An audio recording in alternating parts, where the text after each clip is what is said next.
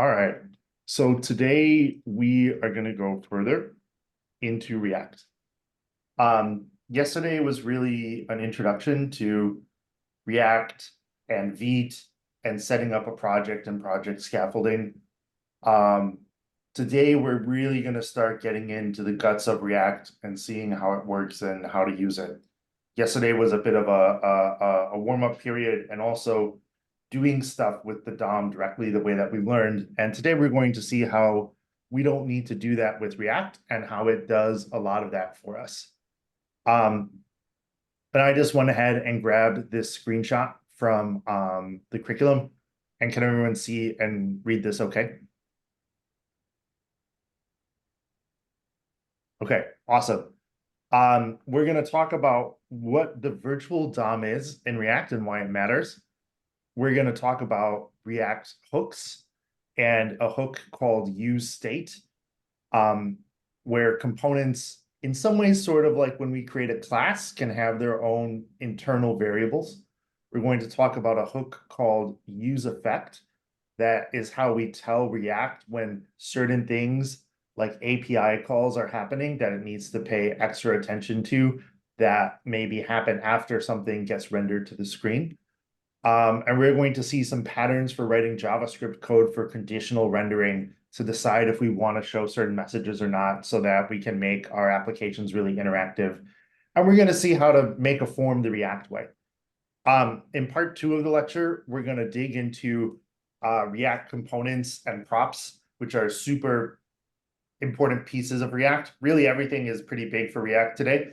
We're going to see a good pattern for project structure that you can use and how to create different components and start thinking about your user interface design and components. We're going to learn a bit more about importing and exporting in JavaScript, talk about parent and child components, and learn what props are in React and why they're important. Do folks have any questions before we dive in? Okay, awesome. So there's a little bit of preamble that goes along with today before we can start looking at code. And that's talking about what the heck React is and why we care. So, if I go to the curriculum and I open up the JavaScript inspector, and I pull it up and I get rid of this, we have this pretty cool Elements tab here where we can see the DOM, right? The document object model. And the browser has taken this HTML page, and just for fun, let's refresh the page and watch this happen. And there's all these HTTP requests that the browser makes to some server somewhere. But somewhere in here is the one, and if we do it with Wikipedia, it might be a bit easier to see.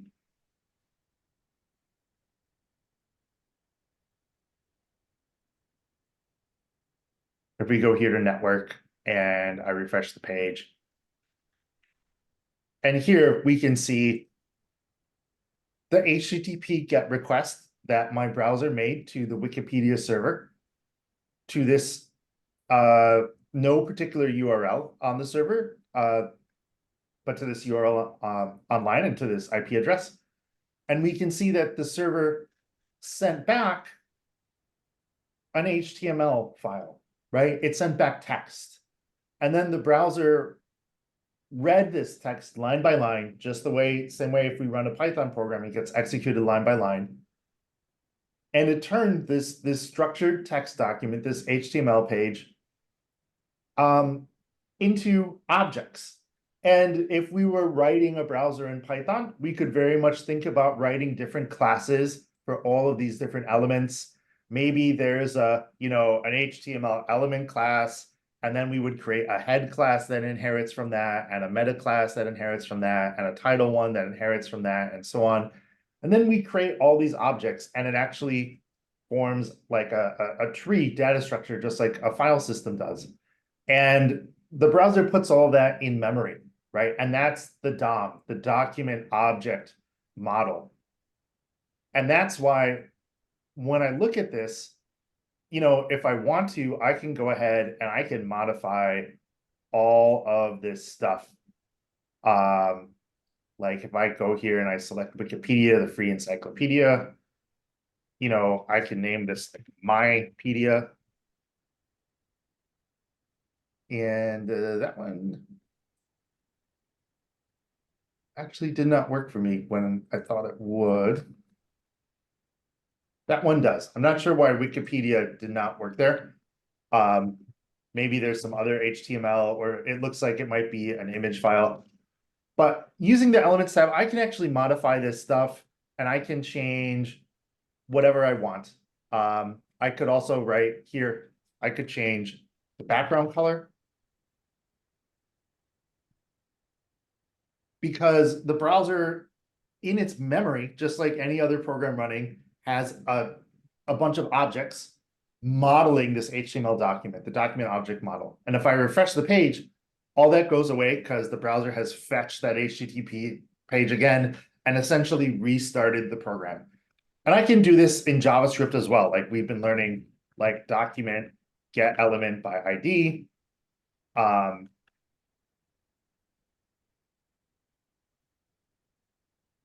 And let's see, it's giving me a suggestion. Let's see if that actually works.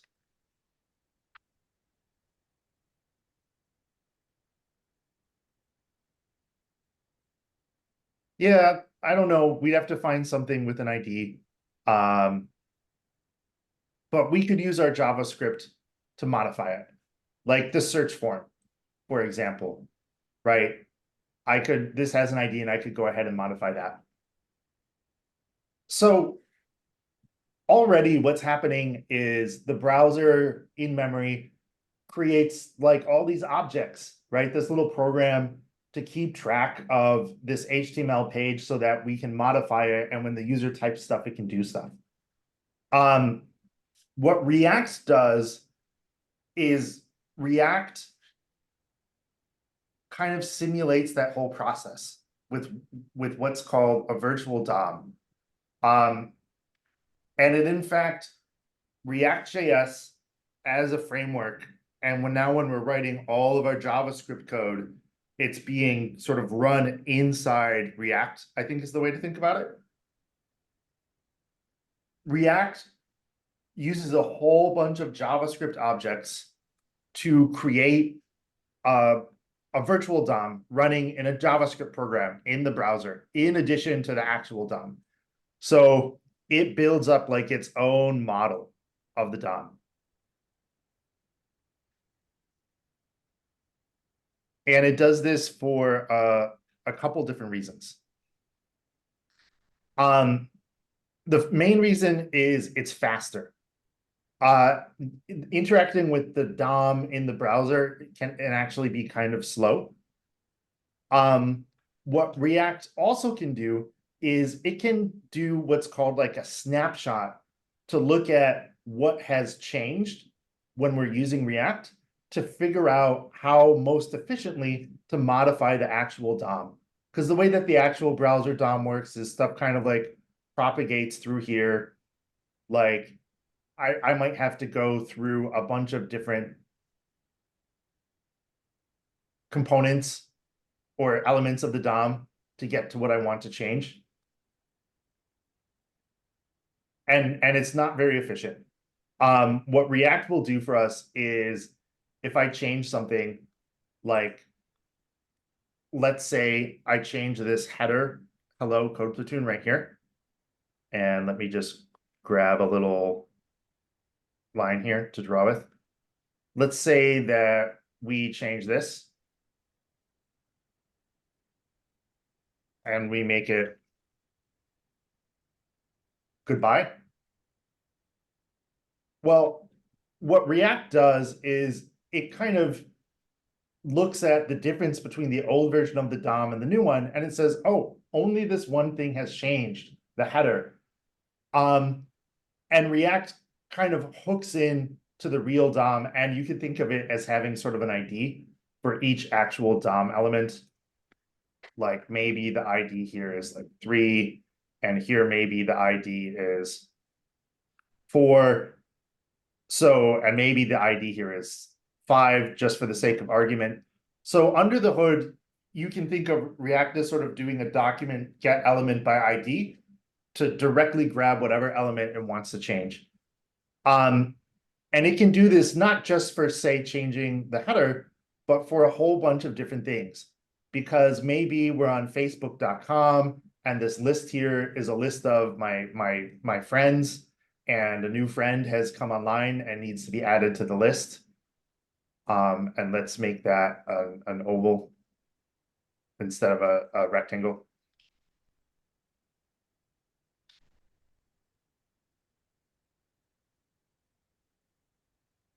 And my apologies for the TL draw messiness.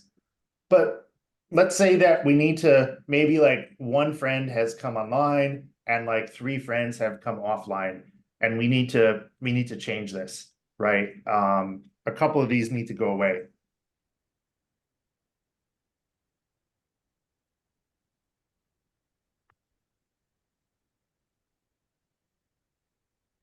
Forgive me, I had the eraser tool there. A couple of these need to go away, and in fact, we're going to add a new one. And because we're using Facebook, this all happens at the same time.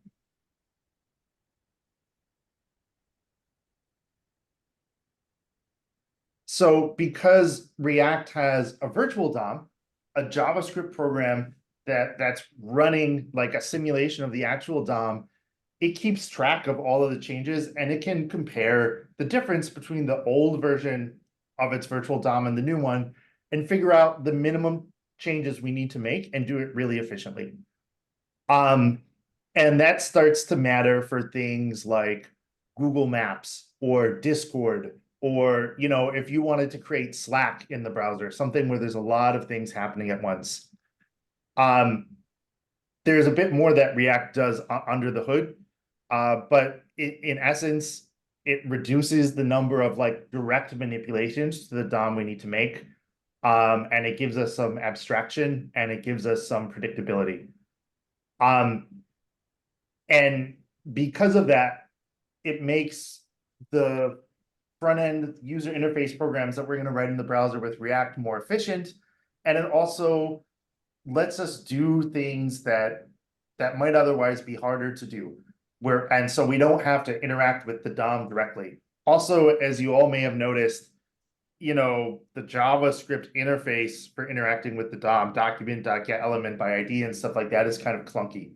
And so React gives us a layer on top of that, and what powers that is the virtual DOM.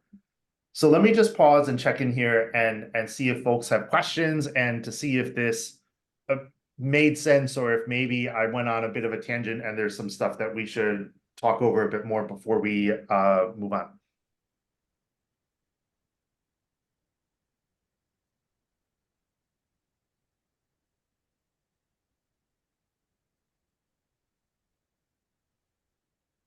And actually, I would love just maybe like a sanity check of whether it's a thumbs up, a thumbs down, like a rain cloud, a smiley face, a frowny face, how people are feeling on this concept of the virtual DOM.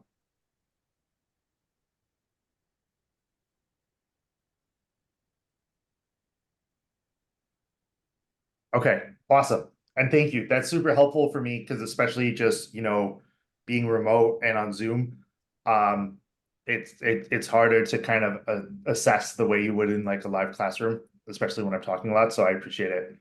Let me go ahead and draw one more diagram, and then we'll start writing code.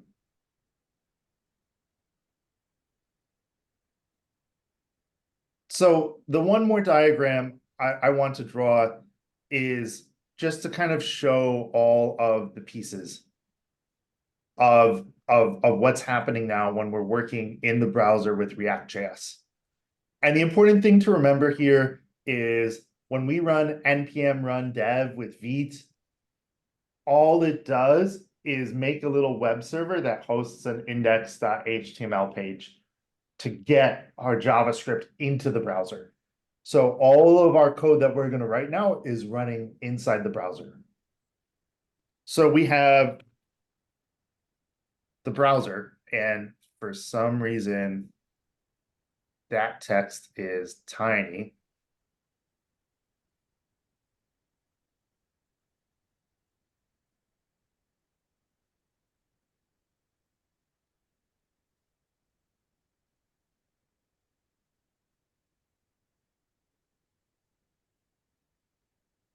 Sorry, I have no idea why the text got so small all of a sudden. We have the browser. Inside the browser, there's the DOM.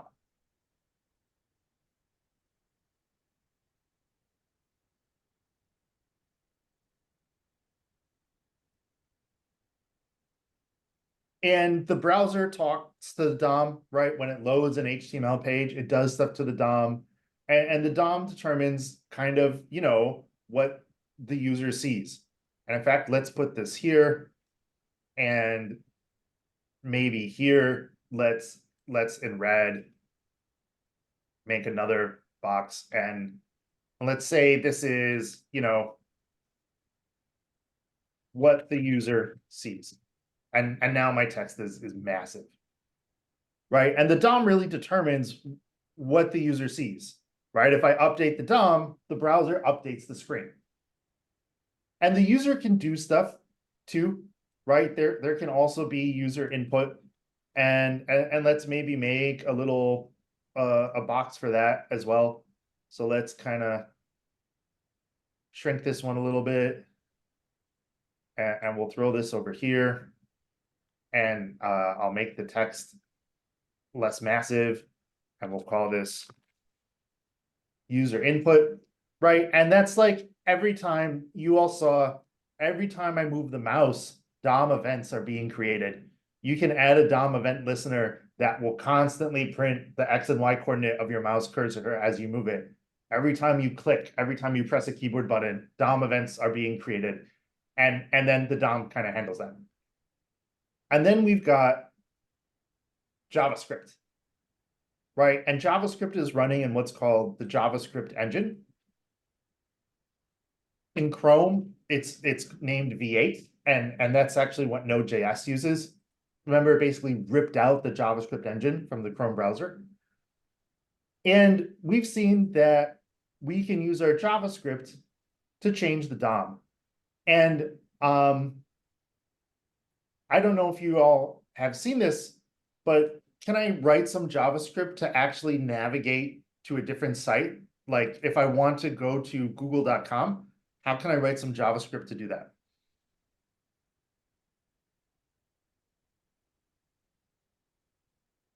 Brandon, yes, sir. Just you could set a href attribute to one of those links. Like you could select the English link and then change the href to whatever website you wanted it to go to. I love it. That's a very clever solution. And that 100% would work. There is something that we can also do as well with the window object. And we may have talked about this a little last week, but we may not have talked about it much.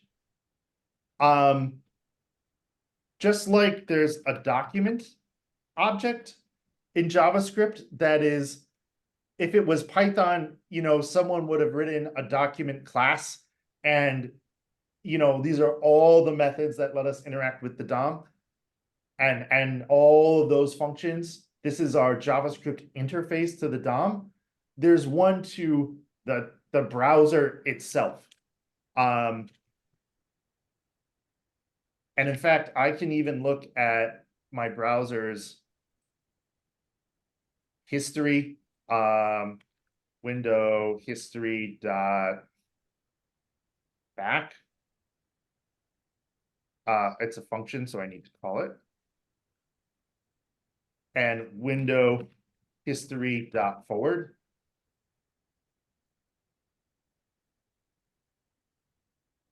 So just like that document object is our JavaScript interface to the DOM, the window object is our interface to really control the whole browser. And one thing the window gives us is a property called location that will actually change the URL bar.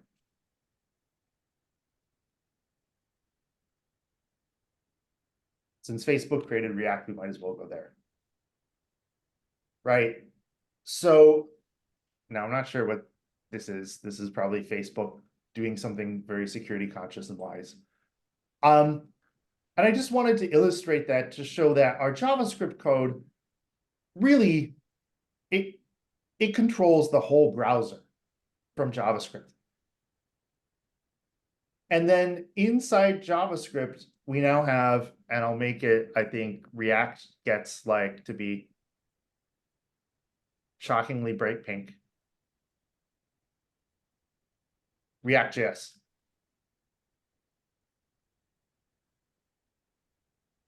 And then inside here, we'll have our React code.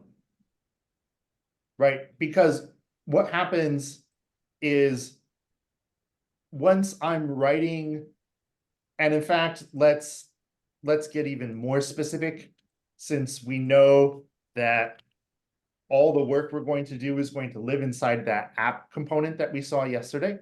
Though we'll create more components, which will also live inside the app component. We'll just put our React code in there. And React is sort of just the same, like React is going to do some work for us, right? React creates the virtual DOM for us.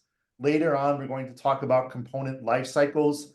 We don't get to directly control stuff the way that we used to. React is sort of like an intermediate layer, and that adds a little bit of abstraction and a little bit of complexity, but it also adds a lot of power.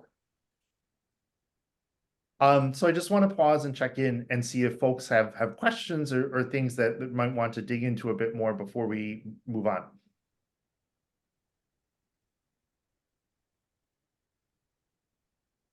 Okay, awesome. Let's move on and actually start writing some code.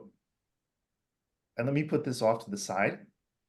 And let me go ahead and open up terminal. And I do need to create a Vite project.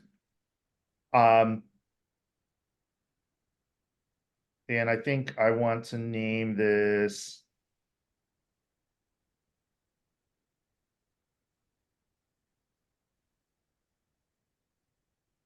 Let's just name it front end. So I'll run npm create Vite front end.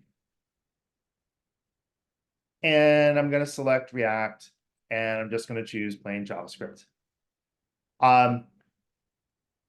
So later, I have some task JSON data here that we'll come to later, but we don't need to worry about it right now. So I'm going to navigate into this new project that I created named Frontend. And remember that we have all of these things here. I have the package.json with all these dependencies, including React. And the first thing I always need to do is run npm install to install those dependencies, because this is a brand new project that I just created. And now I should be able to run npm run dev. And that's going to start what's called a dev or development server that Vite creates for us. In a lot of ways, not unlike the live server that VS Code gives us. And it would help if I pasted that into the right spot. And it would help if I had the HTT with the H in front. And now we have our Vite and React app. And we have the console and we have our elements. And I'll leave the console here in case I have any errors as we go. And I'm going to go ahead and rip out this code that we don't need, like we talked about yesterday. So, and we can do a quick sort of refresher of project structure as we do this. Here's the index.html page that the Vite dev server hosts, that the browser requests, whose only job really is to load this script tech. Here are some image assets. And then most of the code we care about is here inside the source, the src directory. Main JSX, its only job is to load app, right? That's its one job. And I'm going to remove strict mode because it does cause some extra noise in the console that we don't want for right now. And here in app.jsx, in fact, I'm just going to delete all of this stuff that we don't want. useState we are going to use, so we'll leave that there for the moment. I'm going to come back to app.jsx in just a moment, but I do want to just delete all of this CSS that I don't want either, and we're just not going to have any CSS for the time being.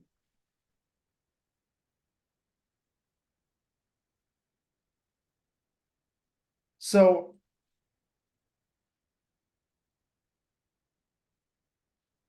a component is a function that returns stuff that gets rendered to the DOM. And what we've now learned, and we remember from yesterday, that everything needs to be wrapped inside a div or what's called a fragment, because that's just how React works. A component renders like one element with other things inside of it.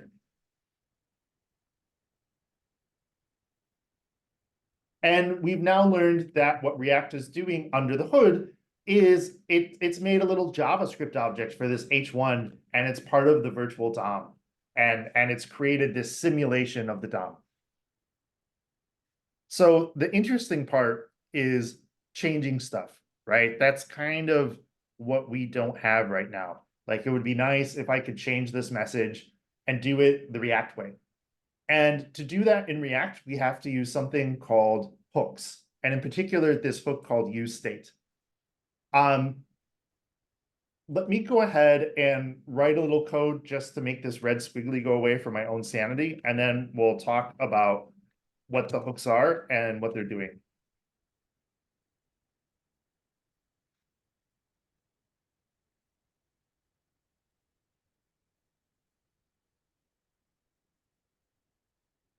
And let me change this to something else so I don't get confused with a similar name. So I'll come to this in a minute. Let's just talk about this import statement briefly. And how's the font size for my VS Code, by the way? Is it good for everyone? Okay, awesome. So we've seen importing like this. This is what's called a default import when whatever file or package we're importing from only has one thing that we can export. And we'll kind of learn how to make those later. But for now, I just want to just explain this syntax. Curly brackets is when there's many possible things we might import, and it's called a named import because I have to tell my program the name of the thing I want to import. And in a little bit, we're going to import another hook, and we're importing both of these from the React package that we installed with npm. So that's what's going on there. Hooks are, it's a fancy name for functions in React that give us access to sort of like the React's superpowers, for lack of a better term, or the stuff that makes React special.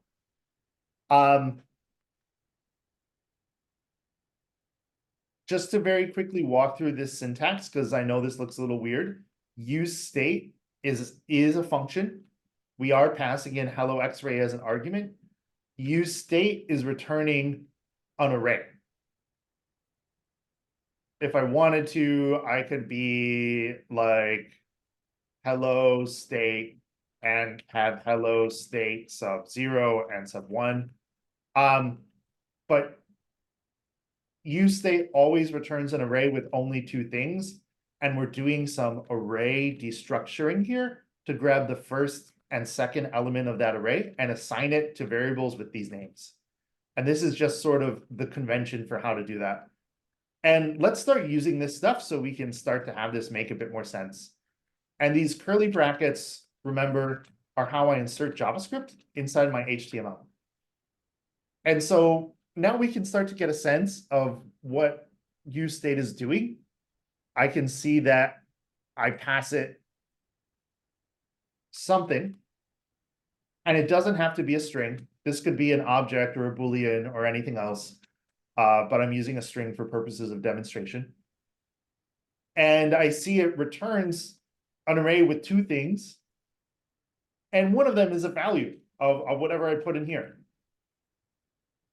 And as you all can probably guess by this name set hello, this is a function that we're going to use to change the value of this bit of component state. And so React components have state. State is just a fancy name for a variable that changes, as in like the state of things changes over time, the state of affairs, the state of my component, the state of my application. And let's hook this up to make something interesting happen so we can watch it change. So let me go ahead and make a button. And I'm going to use the onClick attribute. And so in React, these attributes, you'll often see them with curly brackets when we need to pass in JavaScript. And that's most of the time what we are doing. And just like with maybe like an onClick attribute that you'd add to an HTML element, we're going to pass an arrow function here as a callback. And what I'm going to have my arrow function do is call this other function set hello.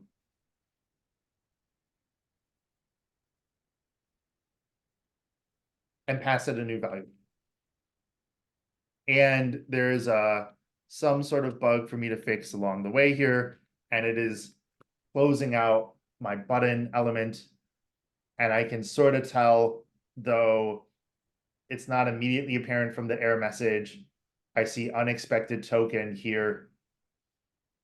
And that tells me that React is confused. It's like, hey, I see there's a closing tag here for a fragment, but I was expecting something else. And so that's my clue to start looking above line 13 here and see what the problem is. And I see, for one thing, I never actually closed this. And then VS Code gives me the completion here. And let me just, you're going to see a lot written this way. So here I have the opening tag for my element and the closing tag and the message I want.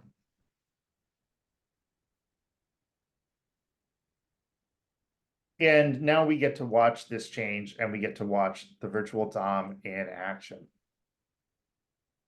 And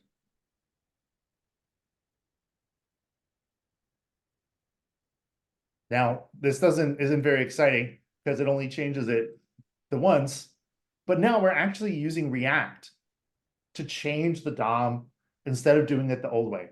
And hopefully, if nothing else, while you know, the hook might be a bit funny and the syntax might be a bit funny, you can see like this is an awful lot nicer than having to use document.getElement by ID and all of that stuff. And let me add a console log statement here. And let's just do a tag template literal, and we'll say hello state var is.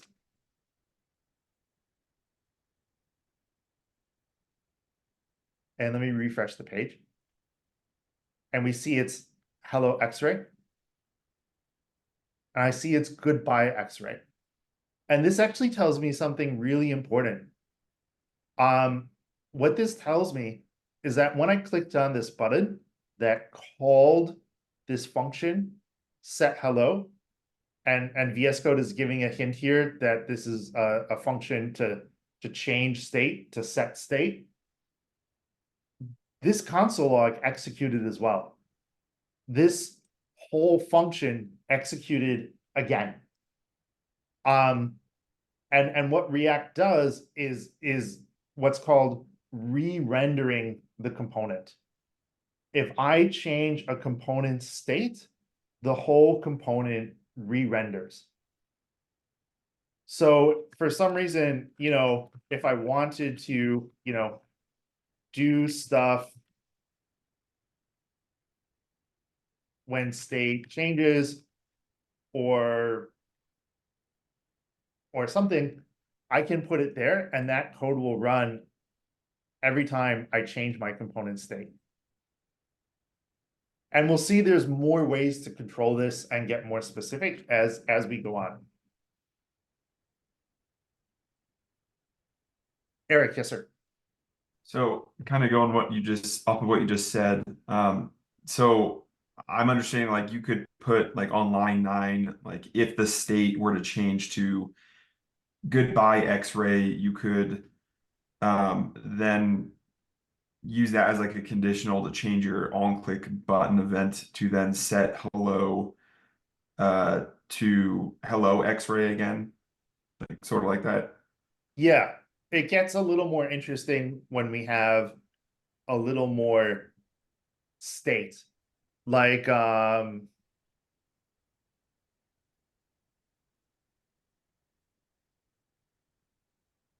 trying to think of a good example. Because we can't totally do what you're talking about. It would create a bit of a loop. Let me simplify this a bit so that we can write a little bit of logic and see it in action.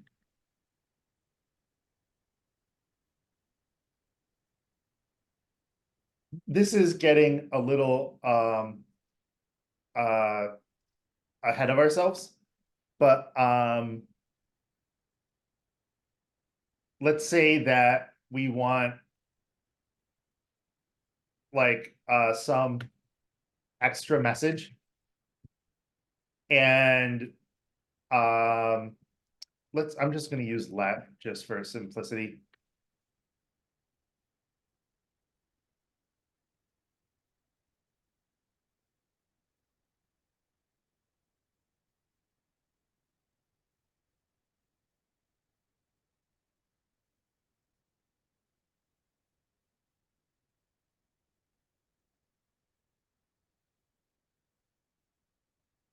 And let's say here in a paragraph tag, we show our extra message. We're gonna see some more patterns for doing this in a minute. But this is, it's a variable, but React is controlling it for us. So I wouldn't want to modify this directly, just like with getters and setters. We need to let React do the work of changing this because React is doing extra stuff under the hood. So whenever I want to change hello, I need to use set hello, because that's also how React knows to, it's called re-render the component to actually change the DOM. And here, let me refresh the page so we see our console log.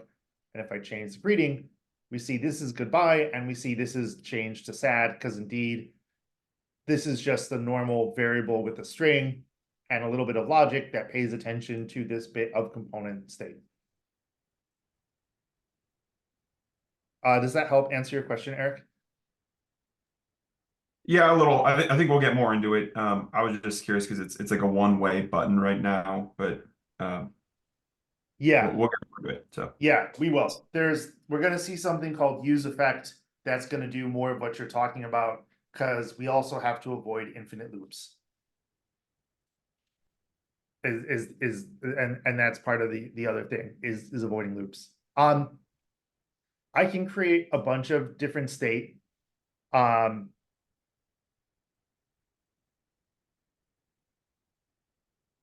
think before moving on, let me just pull up, because I do really like the diagrams we have in the curriculum for this.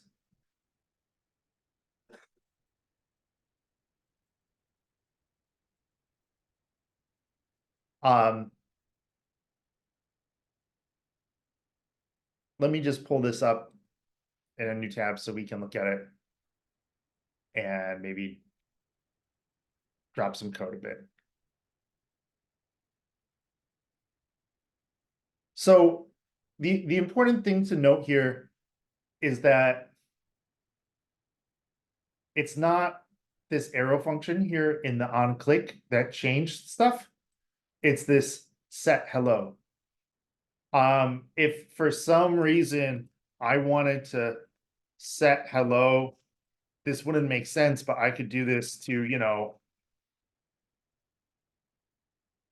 then every time we're always going to see the same message here because it's just going to kind of override the autoclick. Like if I go back over here and refresh the app, and in fact, so this is sort of, Eric, the point you raised. It's easy to end up in an infinite loop. And in fact, I'm getting a message that I'm in an infinite loop. And let's talk about why that infinite loop is happening. And actually, does anyone want to take a crack at explaining why I might have created an infinite loop by adding this one line of code here at line 15?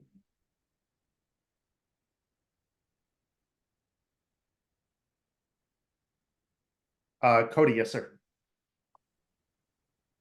Is that because whenever you render the page, it builds foobar, but then you set it. So when you set it, it re-renders the page, which rebuilds foobar. So it sets it again, and then it renders the page, and then resets. Is that right? Yeah, you pretty much hit the nail on the head. Whenever I change a component's state, it's called re-rendering the component. It literally calls this function, right? Even though this function is kind of doing magical stuff because it's returning stuff that gets rendered, a component is still a JavaScript function. And anytime you change component state, and I apologize because that was a terrible outlining. But React, because we used useState here to create this, React pays special attention to this variable hello, and set hello changes it. And every time I call it, this function gets called again, and I get here, and it gets called again, and it gets to an infinite loop, and in fact never gets to the return statement.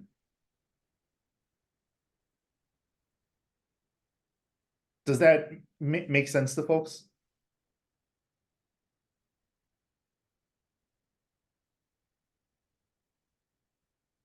Okay, awesome, and great breakdown. And let me go ahead and clear all drawings. Oh, my apologies. Let's go back to the normal cursor.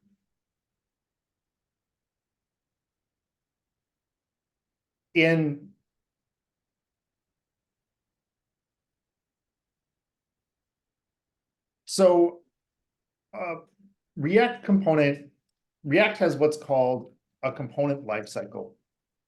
I don't want to get too deep into it, but there's three important bits. And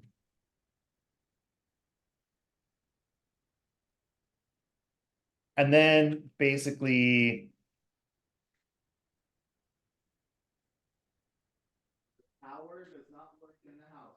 a state change that causes a re-render.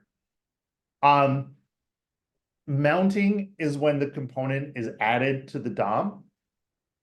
Like if I go here and, and let me get rid of this so that our code now works. If I look inside this ID root, and by the way, look at this little $0 that's been added.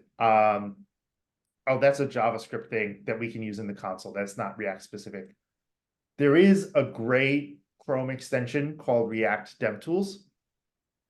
And we don't have a lot of components yet, so we don't see a sort of a tree the same way we would with elements. But it lets us see all of our different components. And so React has to attach a component to the DOM and render it for the first time, and that's called mounting. And in fact, I can see here the state is hello. In fact, if I wanted to change it here, I can change it, and note that sad changed right there. So I can control this the same way. And if I refresh the page, give it a minute, hit change greeting, we see it change here. So when a component re-renders, it doesn't go away. So that's the difference between mounting and re-rendering.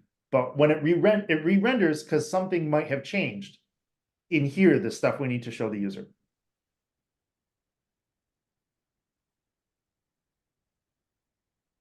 And that's the virtual DOM doing that for us. And the more code that we write, the more useful this becomes to do all sorts of stuff.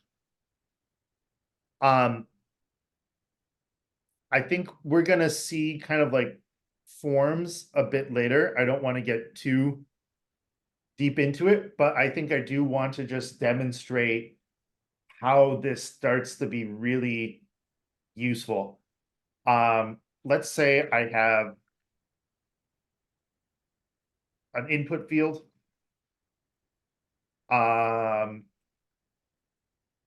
And we want it to have a message. And my apologies, I clearly did something wrong there. Probably doesn't like having something in the middle. And let's go back here to the Elements tab to watch this as we do. Let's create some more React component state to do some stuff with our input field. And the input field, I believe it has an attribute value. Right, where I can actually hard code what's inside here so it can't be changed. Which is not very useful. But what if we use some React component state? And let's make it, let's call it just maybe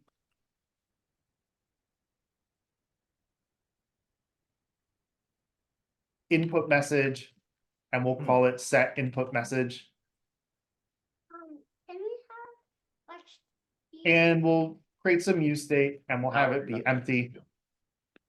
And over here for the value, instead of hard coding it to hello, let's add this bit of React component state that we've just created, input message. Once the power bit gets back on, yeah, you can. Brandon, I think you have a hot mic.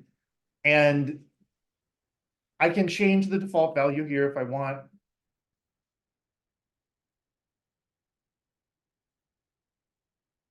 Right, but maybe we want to have it be empty by default, and we should add like a placeholder. And the placeholder should say something. So here's what I want to do. I want to maybe print to the console every time I'm typing something into this input field. Or I want to be able to change this input message. Anyone have any thoughts how I can do this with this React component state that I just created?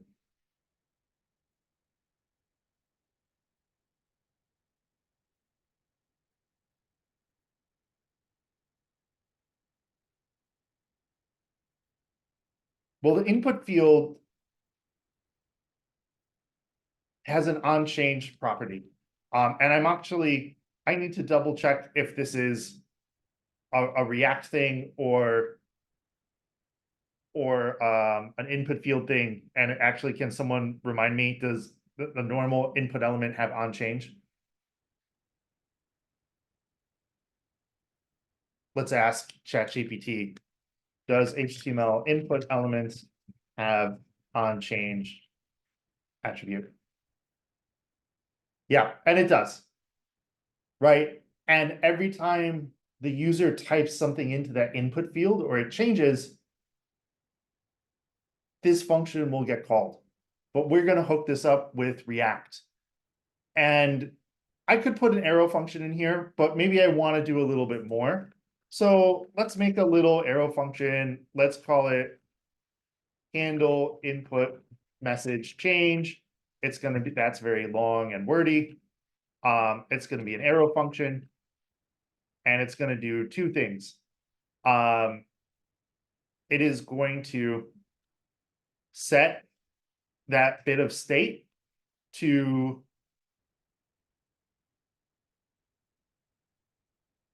e dot target dot value, right? And what else do I need to do inside here so nothing bad happens, in particular with this event?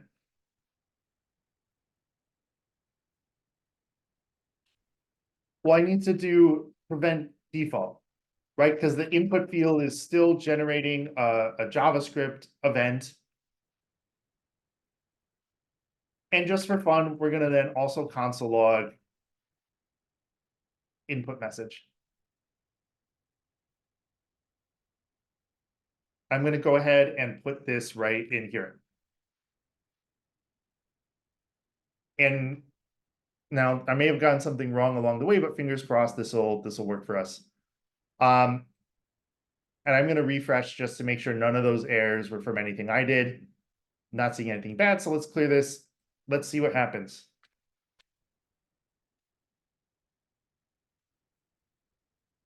So I'm a little behind. Something is wrong with my console log statement, but I am now actually changing that React component and that input value, and I do have access to it.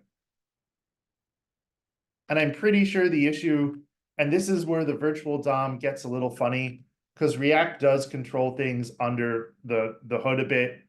I'm pretty sure if I put this console log statement here, it will be up to date. Because I'm console logging now after this has happened, which has triggered a re-render. Right before I was kind of a step behind because the state, it doesn't, it usually happens in order, but it's not entirely guaranteed.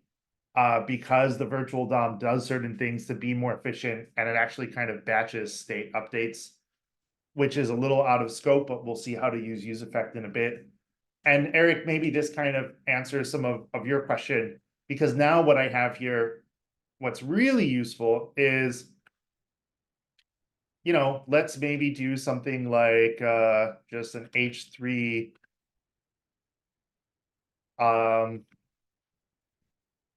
my message is, and then let's right here, let's put input message.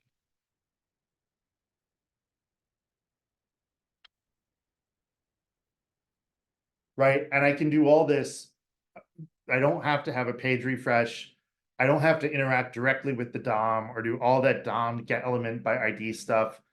React's virtual DOM is tracking every time something changes and re-rendering the component and only updating the bits of the DOM that need to change.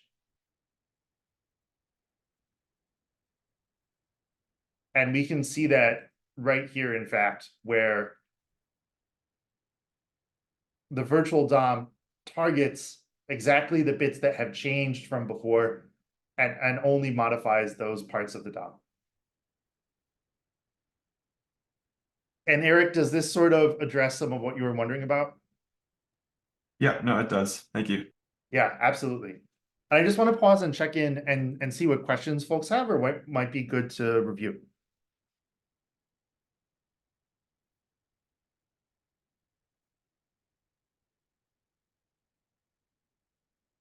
Okay, how are we feeling?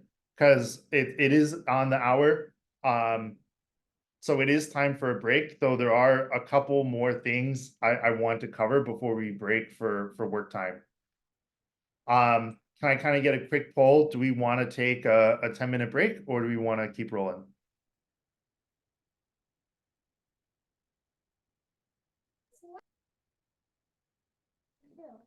If we could take like a 5 minute, that'd be awesome. My power went out and I need to restart my computer. Yeah, let's take a short break so we can recharge.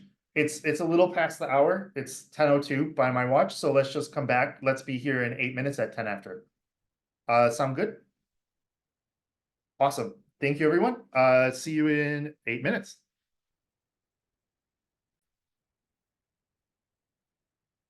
All right.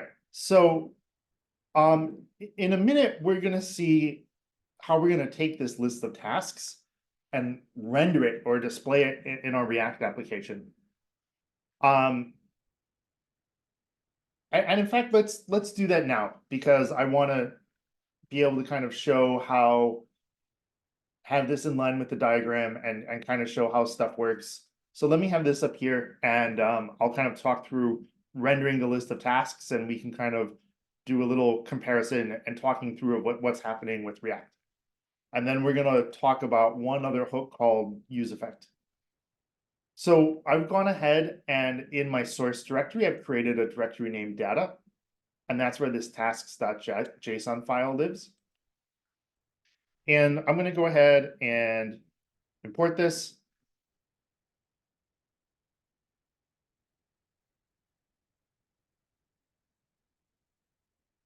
I'm just going to call it JSON tasks, so I know it's a bunch of JSON.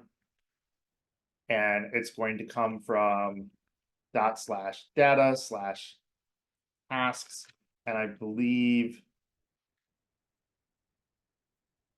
oh man, I actually need to check ChatGPT for the assertion, but I don't think it's going to break because V has slightly different settings than what we saw yesterday. So I should add that sort of assert JSON statement, which I think, I don't remember the syntax off the top of my head, to be honest. So I'm just going to leave it as is. And I've got my JSON tasks here, and just to confirm I have them, let me do a quick console log, and let's just print all these out.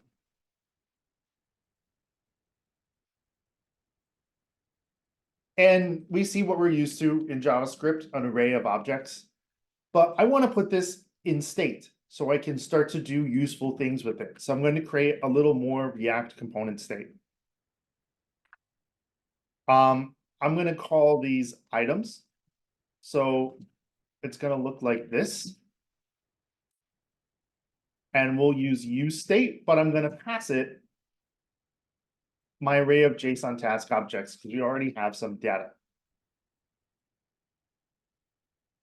And let me make sure those error messages are just from me typing code as I go. So now we're good to go. So this is why the console is your friend, to have it open and clearing it a lot and using it. And so now we're going to use .map, and we're actually going to render all of these items, which is going to be very cool to see. And I'm going to do it over here in my code, and let me make a little more room for it. And I think I'll just put it here at the bottom. And we've seen unordered lists before, and I know I can do like list element, like, you know, A, list element B. But that's not what I want to do. I want to show my JSON tasks. So I need some JavaScript. And the way we put the JavaScript in a React component is with the curly brackets. And so now I can do items, and let me scroll up so we can see all of our component code in one spot. So I have added some extra stuff, right? So this is our array of objects that I've added to component state. And since it's a JavaScript array, I can do .map. And we're going to take an item, and I can add JSX syntax here. And so I'm going to create a list element, and it's going to have, there's actually a couple things we have to do here. Let me start with the simple case that's going to throw an error, and then we'll fix it.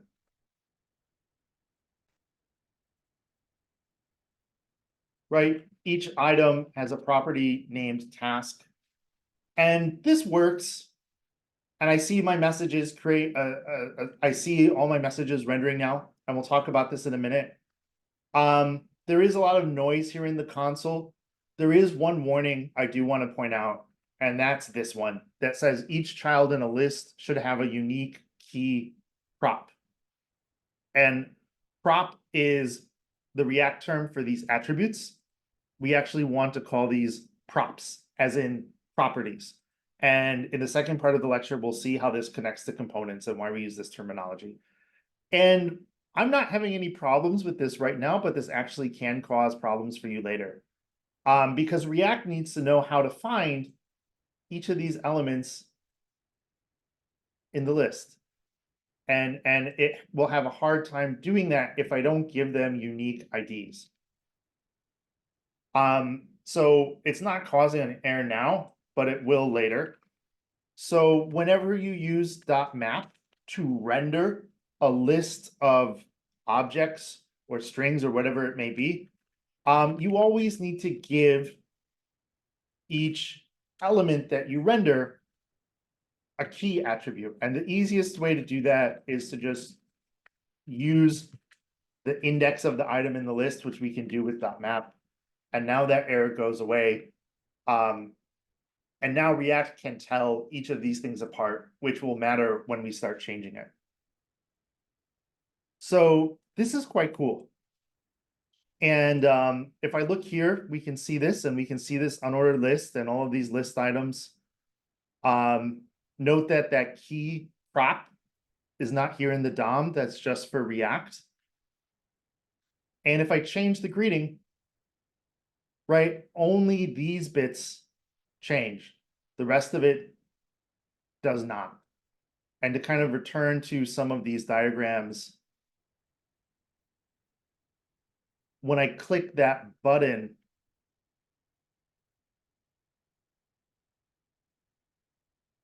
right, React's virtual DOM figures out, it says, oh, some state has changed. Let me re-render this component and see if anything in the virtual DOM is going to change. And it figures out that this message does need to change, but that this list does not. So it then triggers a re-render, and then it updates that message, and then it gets rendered to the screen.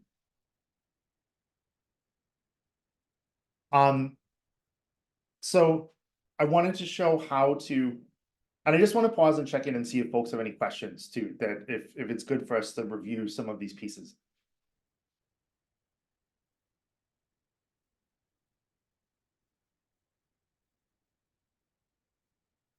Okay, cool. So I want to throw a little more into the mix. Let's add an item and remove an item and see what that looks like. And here we can use all of the JavaScript that we've learned. I'm going to make a function called add item. And it's going to have to take in a JavaScript object, the new task that we're going to add to the list. And it's an arrow function. And I'm going to use my component state set items. Now, when my component state is more than just a string, in order for React to know that it has changed, I need to make a new array. I can't just modify something inside the array. If you guys remember when we talked about sort of pass by reference and pass by value, we need to arrays and objects in JavaScript, I believe, get passed by reference. So we need to actually create a new array or a new object so that React knows that it has changed. And so this is where I can use, this is a new array. And this spread operator will take the old array of items and put them into the new array. And then I can just add on to the end of it, the new item. So I create a new array of items with both the old and the new one. And so this is important. We do have to make a new array. I don't just want to modify something in place in the existing array. And if I'm going to remove an item, I would need to do the same thing. Though it does take a little more work. And let's actually just hook this up to see this add item in action. So we've added all this stuff.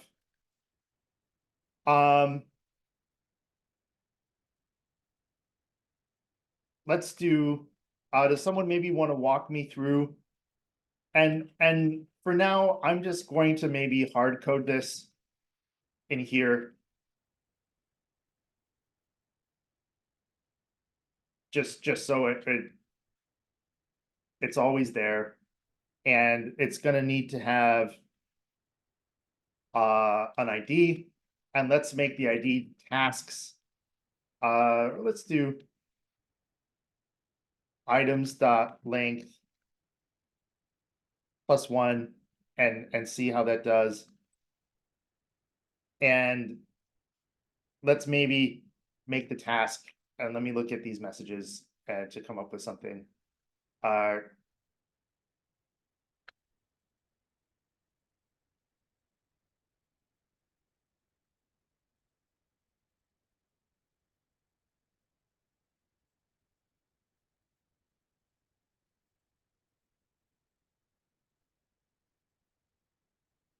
And we should move this somewhere later. But I think for now, just this way it's hard coded. And can someone help me maybe like hook up this button to add a task?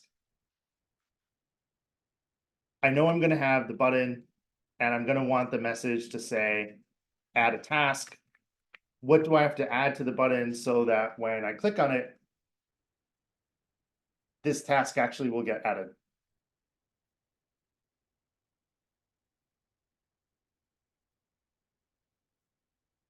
And a good starting point be, can someone maybe like, without talking about code, what are the steps?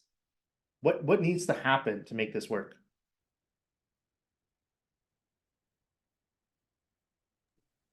Daniel, yes, sir. So you have to have the button call a function. Yes, totally. How do I do that? So it'd be something like on click, Yep, and then you would call the function. You do the curly you would do the curly brackets and the parentheses equals arrow signs. yep. Right. Do I need the parentheses with arrow signs in this case? I might have gotten ahead of myself. Oh, Um, probably not, because you're just calling the function, right? You're just Yeah. calling this. You're calling the add items. yeah, exactly. Yeah, and in fact, I think what I'll do is I'll just move that stuff inside here.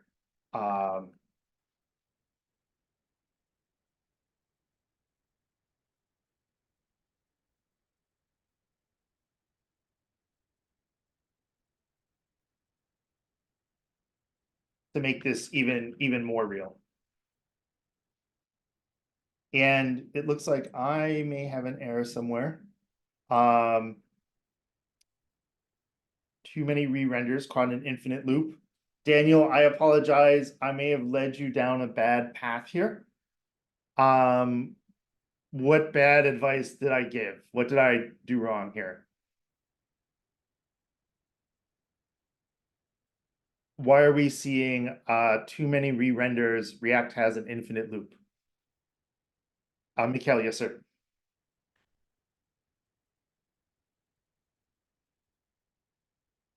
Oh, you might be muted, Mikhail. Is it because in line 40 you're actually executing the add item function Yeah, constantly? exactly. So it should Daniel, just be the function name and not the parentheses there. it depends how we want to do it. If I want to pass something in, I need to wrap it in an arrow function. Or if I don't need to pass something in, the way I am here, you're correct. We could just have it be the function itself. Because you're right, we don't want to call the function, we want to pass a function as an argument. And Daniel, I apologize, you were on the right path there, and I got a little off track. No worries, Adam. Yeah, that is a very easy mistake to make though, so that is good to see. That's always a gotcha for me, and to see that the error there is infinite re-renders because this function is getting called all the time. So I was calling it, and that was calling set state all the time, and that was causing an infinite loop. And now, fingers crossed. Now, we can add an awful lot of milk, but we're adding milk. Right, and again, React is doing the work of re-rendering the component. I see this hello message happening over and over because the component gets re-rendered every time I add something.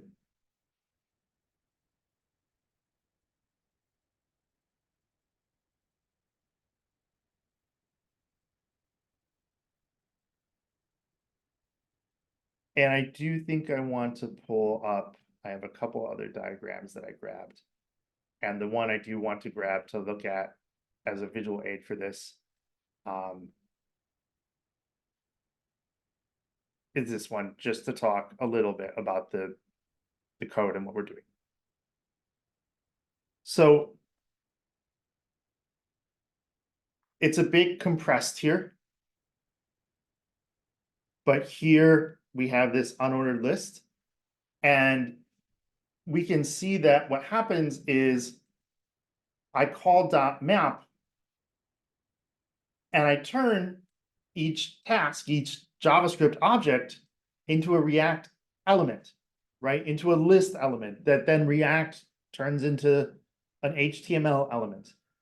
And so we map through that list of tasks and create these list items. And you'll be doing this all the time in React. So this is a really important technique to see.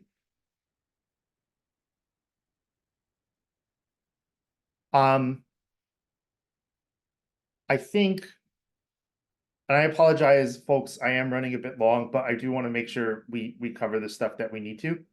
I do want to show how to remove something as well, because there are a couple maneuvers that need to happen with that.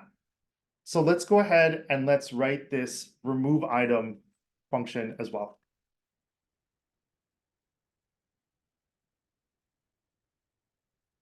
And let's say we pass it one of our tasks as well, the item to remove. And so I need to go through my list of tasks and get rid of the one I don't want. And I can use filter to do that. Right? And it's going to look something like this.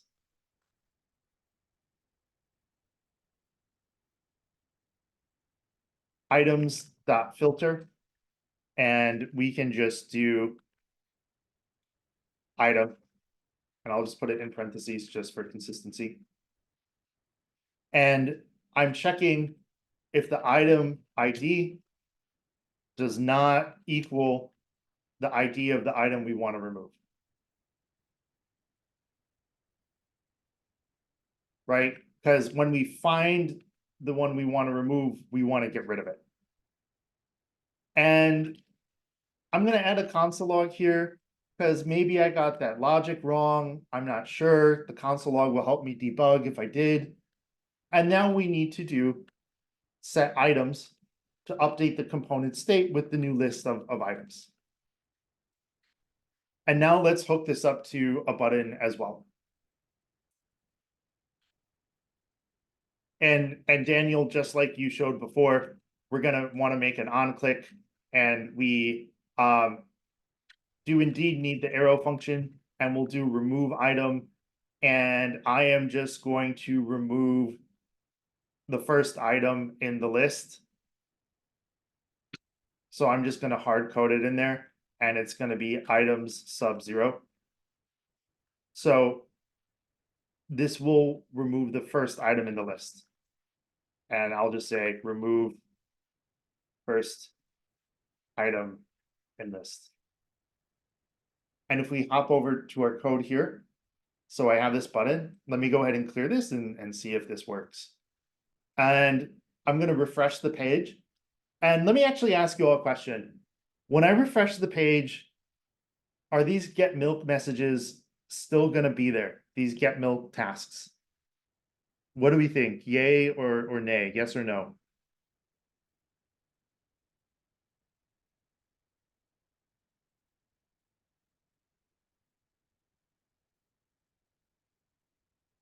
Well, let's talk through it. Someone explain to me how all these get milk tasks got added to begin with.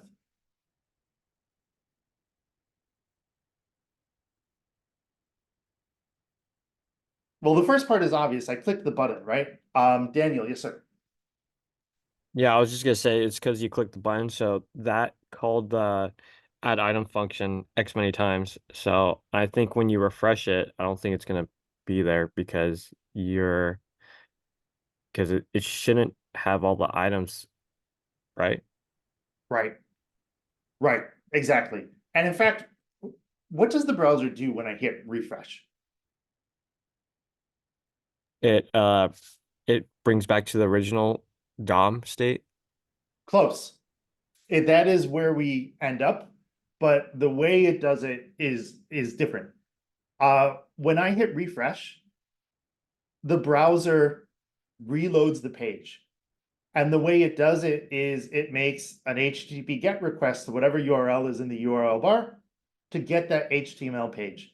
So it rebuilds the whole DOM because it grabs the HTML again. It gets rid of everything in the DOM. It stops whatever JavaScript is running and reloads that whole HTML page again. So just like any other JavaScript program we might have running, our React program, when I refresh the page, is going to stop. The browser is going to erase it all from memory. The DOM is going to be a blank slate. The browser is going to grab the HTML and load it all again. And our React app will again get mounted on that div with that ID of root. And can someone remind me, why do I see these tasks here, but the milk ones went away? Cody, yes, sir. Those are the ones that are in your tasks.json. So when you re-rendered the page, you were able to pull those tasks that were hard-coded in there. Yeah, exactly.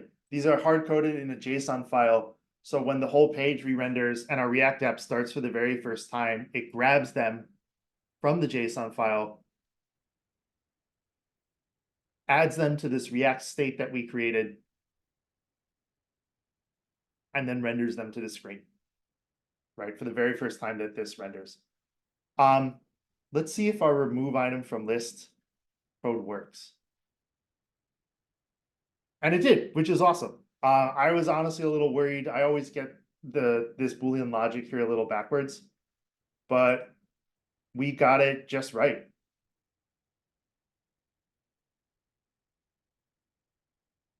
So that's removing. And now if I refresh the page, of course, we'll see those same things again. And I just want to pause and check in and see if folks have any questions.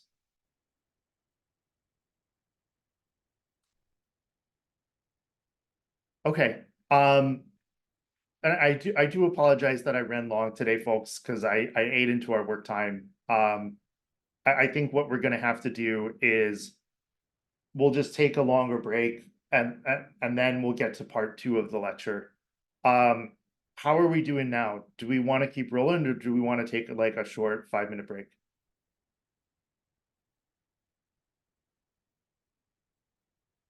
Okay, yeah, let's take 5.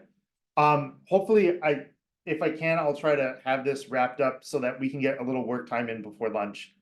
Again, I do apologize that I ate into our work time today. There's just a lot of ground to cover and I don't want to skip anything. Let's take 5, a real 5, and then we're going to talk about another hook named useEffect. Thank you very much, everyone, and see you all in 5 minutes.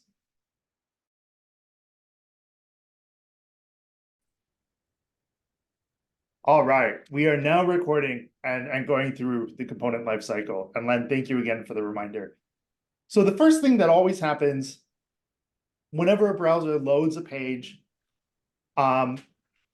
it's running that JavaScript that runs just the one-time main.jsx that connects our React app component to that div with the ID of root, right? And that only happens once, right? And so the app component is mounted on div ID equals root.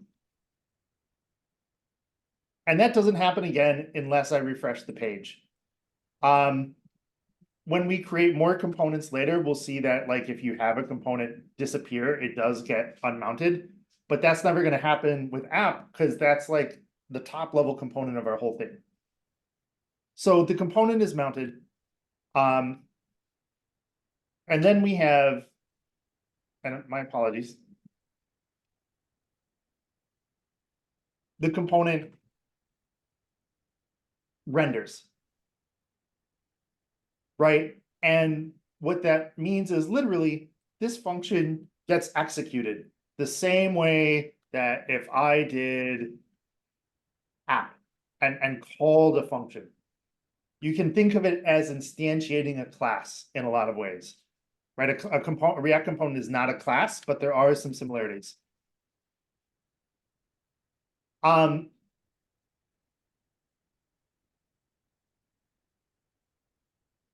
couple things happen when this component is mounted for the first time. And it's not letting me make this bigger, but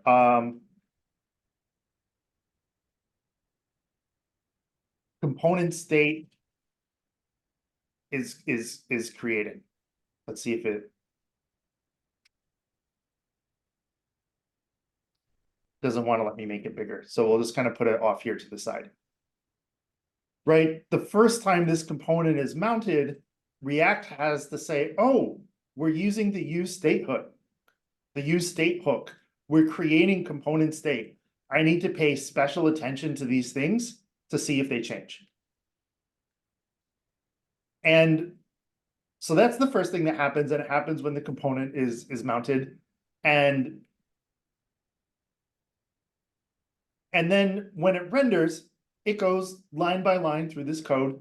And that's, we saw, if I clear this and I refresh the page, we see this console log message here. If I added console log messages all along the way, we would see them one after the other until we finally get to the return statement where we tell React, hey, this is the stuff I want you to render to the DOM.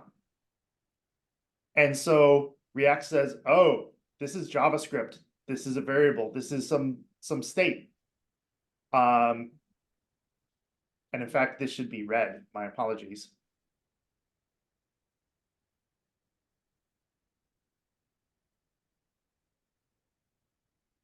It creates the buttons, right? It does all of this work. There's not a message at this point. Extra message is nothing. Or excuse me, extra message is happy. Because that's the default setting. This says hello, because that's the default value up here when we create the useState. The input message is empty because we set it here. And the task list is the stuff from tasks.json because we've imported it here and added it to this state named items. And then we render the list of it here. Right? And I'll just leave these here as an example. So this is where we start.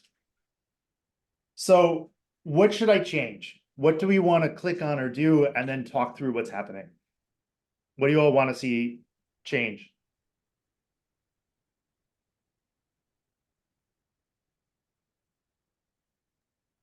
Add a task. Add a task. Let's do it. And before I click on add a task, let's look at that code and let's talk through it.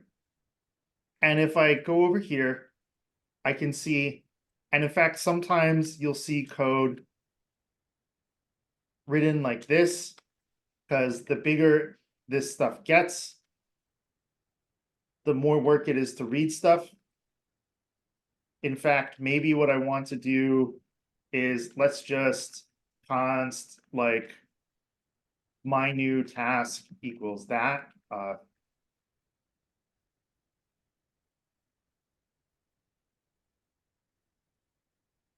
There we go. My apologies, folks. Give me a second and I'll clean this up. And over here, let's put it in here. I think this maybe makes it more readable. At least I hope it does. So when we click on add a task button, it calls this arrow function, which is gonna call add item and pass in this task that we've just hard coded. Can someone tell me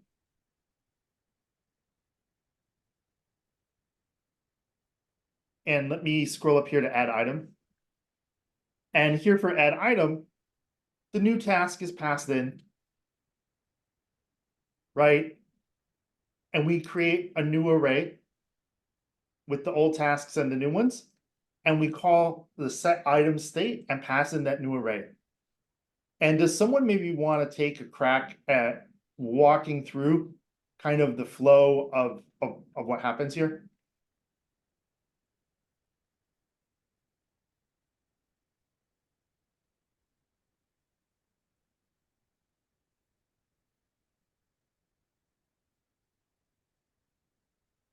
And let me add a couple arrows and stuff into the MISCs.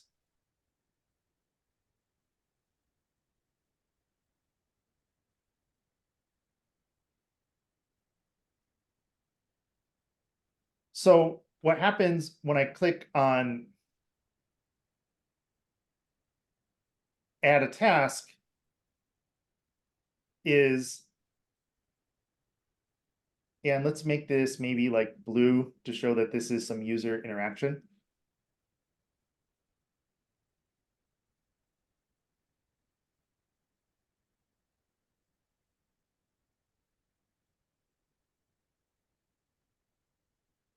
It calls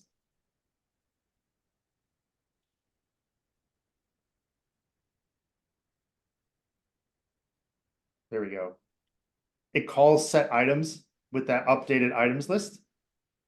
And because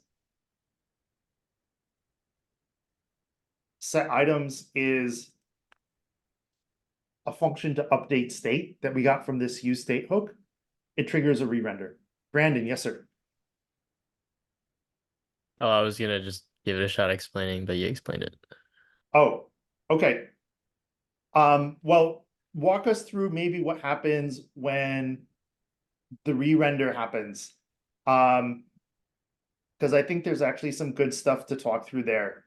And in fact, I think what I should do is let's make like a box over here and let's make it sort of purpley. And let's write down, this is going to be our React component state.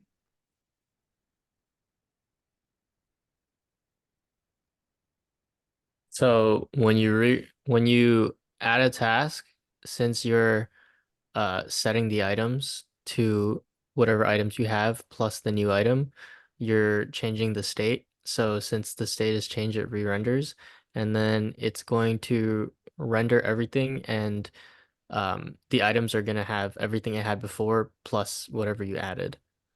Yeah, exactly. Items is changed, right? It's got the new, it's got the old items and the new item. And then hello is still hello, right? Yes. And input message is still empty, right? These are unchanged.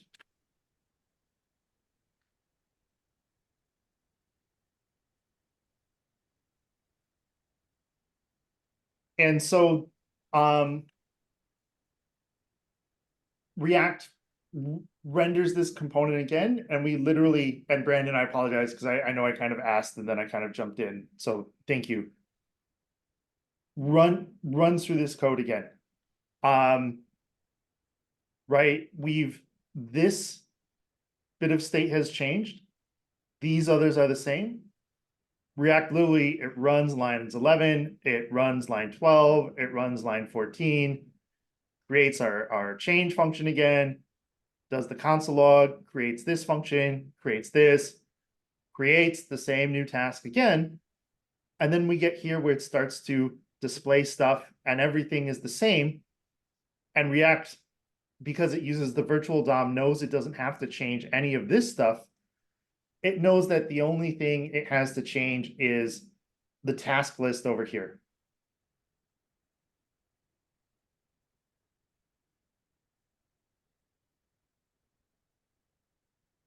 right? That this stuff is the only stuff that React changes with the virtual DOM when this component re-renders and all this stuff happens again. And I just want to pause and check in and see if folks have any questions before I kind of hit the add a task button and then we watch this happen. Raven, yes, sir. Do you mind scrolling up on the app JSX on the states? If I'm understanding it correctly, is hello on the cons the initial state, and then set hello is just changing the initial state using the use state. Exactly. You hit the nail on the head. Appreciate it. Yeah, absolutely. And if I wanted the default hello message to be something else, I would change it there. In fact, do we use set hello anywhere? Oh, there it is. We have a goodbye button that I toggle. So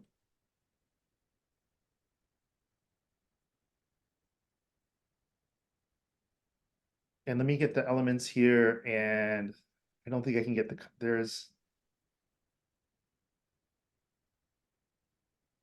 I forget how to get the console drawer as well, so it'll have to, there it is. So we can have the console here as well, so we can watch everything change and all the print statements all in one go. And this stuff we don't need here. So we know that this unordered list is going to change. Something new is going to be added, but nothing else is going to change when I hit add a task. Right, and what we just saw was the React virtual DOM figuring out this was the only thing that we needed to change and making that change. And Raven, I think I answered your question, but I just want to check in because I see your hand up. Yeah, that's my bad. Thank Nope, you. nope, no worries at all. Cody, yes, sir. Thanks. So online, 789. So set hello. As soon as that changes, then that is what changes the use state. But the first variable hello, that is the current, I guess, is that value that Exactly. you would say of it? And so if you change hello, then that doesn't activate the hook. But if you change set, you probably, well, because we set it as a const. If I Constant, tried to change hello, it might throw an error. But even if it let me, I wouldn't want to. Just like with a getter and a setter with Python classes, you're absolutely correct. Hello holds the value for this little bit of state. In fact, React component state used to be an object. It used to look like, it would have looked like this.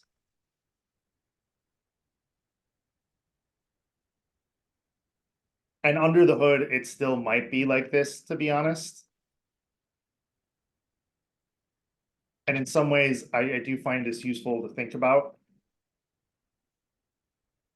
And then, just an object with stuff. And it used to be when you were changing component state, you had to modify this one object that held all the things. And for reasons not worth going into, React decided they wanted to change how it worked. So you make these little bits of component state, but each of these is one part of the whole state of the component. And just like you were saying, the first thing here holds the value. And then just like a setter, just like a getter, really, actually, because we don't access it directly, React doesn't quite do that for us. And then we have a setter right here to change it. And the reason we need that is because React is controlling the DOM and driving the browser for us. We just tell React what we want to do and it figures out how to do it. Does that help a bit? yeah, that's perfect. Thank you very much. Yeah, great question, Cody. Thank you.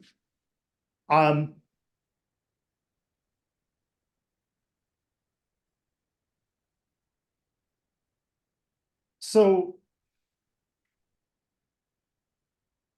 let's see. And actually, What other questions do folks have, or what might be good to go over or change as well and talk through here too?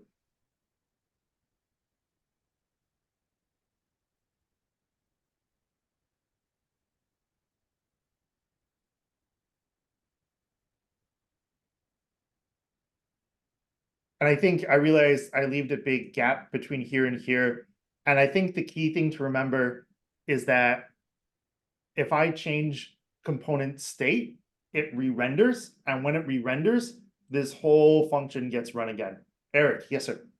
So I think just a clarification on the way you described that map function in the unordered list.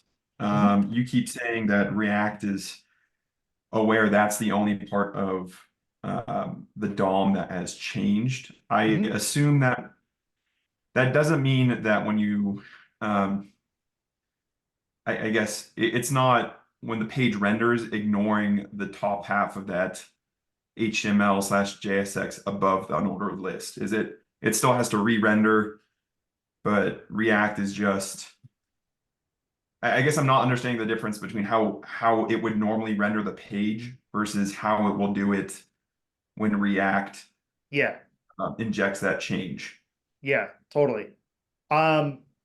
So I don't entirely know the details, but in essence, what you can think of React as doing is adding like an ID attribute to every single element. And so just the same way I could use document.getElement by ID to grab one specific element and change it and change the inner HTML, that is what React is doing. So when I add something, and let's not add something to the list, let's hit the change greeting button, which is going to, or let's add something to the list actually, because that's what we were doing. When I add something to the list, React, no, these other parts of the DOM are not getting modified. And I think the thing to remember is that there's a virtual DOM in between React and the actual DOM, right? Because over here I have, it's not what I want at all.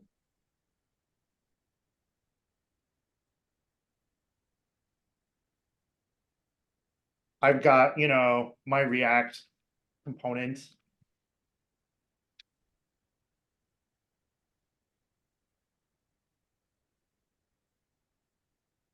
Let's actually make this smaller.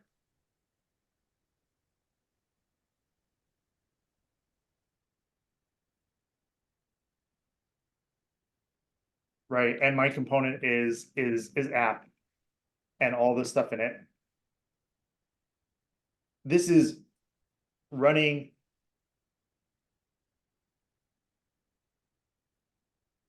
inside of React JS.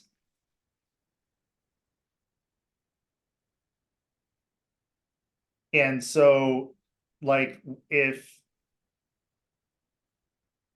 and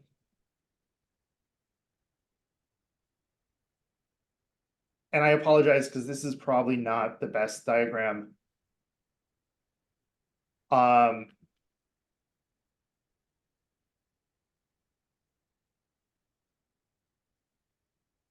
React.js like has its virtual DOM. So like, let's say the component, right? Component does something.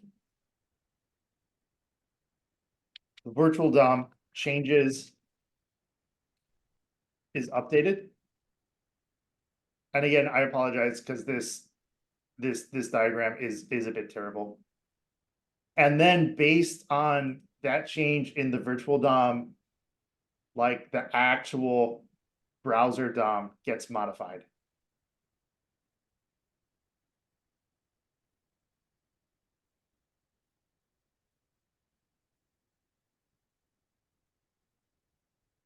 And if I go way, way back to this one,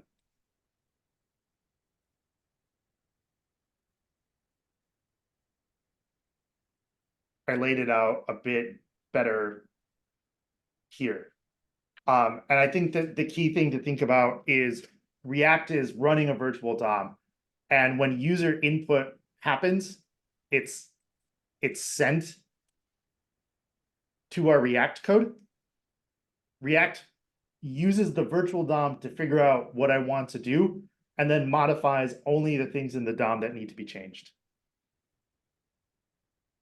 I don't know if that helped or not.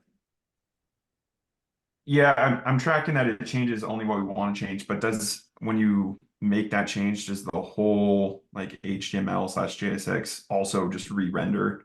It does Or not, no? no. Okay, gotcha. Yeah, got I it. think that was the question I had, so that answers it. Thanks. Got it. My apologies. I went a little too deep in there. And in fact, we can actually see that happening here. Like when I hit add a task, the fact that this is the only bit that changes. Like, you know, if I go to, let me add an ID here just so I can grab it easily. And we'll just call this like main header. If I do, you know, document get elements by ID, main header, inner HTML equals foo. Let's see if I have that right. Yeah. So you can see here the elements tab. It sort of has that little flash of the part of the DOM that changes. And if a lot of things are changing, more or less, we would see a lot of flashes. So yeah, the whole page does not get re-rendered. All these DOM elements don't get re-rendered, just the one that's changed. Justin, yes, sir. I'm just wondering if does this like the virtual DOM it has to create a memory, right? Is this something that happens like on your cache? So then it checks the DOM and then the virtual DOM, then it reconciles the differences from your cache because it's not You're like, to be totally stored correct, on. but it's not like the browser cache or local storage or anything like that. The same way that when the browser runs any JavaScript program, it's storing stuff in memory for that running JavaScript program. React does that too. Okay. Does that make sense? Somewhat, yeah. I mean, I'll look more into it to better understand, but There's a lot of caches out there. The operating system has a cache. The browser has a cache. That's not what's happening here. The thing to think about is whenever I'm running JavaScript in the browser and the computer is already setting aside memory for that JavaScript program to run. got it. And you're absolutely correct that React has to keep track of the changes. It just does it inside that memory space for like any other JavaScript program that's running and doing stuff. Got it. That makes sense. Thank you. Yeah, great question. I think we should take a short break, but I want to check in and see if folks have any other questions. I think that's good to go through because there are a lot of concepts here. I do want to get into a little more application, but I think this is good. So what else is on people's minds, or it might be useful to review or talk through or sort of draw out?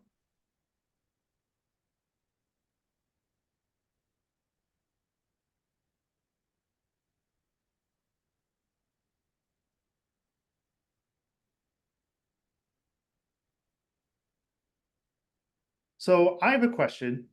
We have this change greeting button. And if I click it over here, it changes it to goodbye. It'd be really nice if every time I clicked it, it toggled back and forth, right? This is a little boring. Why don't we build that and then take a break? So how can I get from what I have here, where I've on click and we change set hello to goodbye, to where I click this and it flips back and forth between hello and goodbye?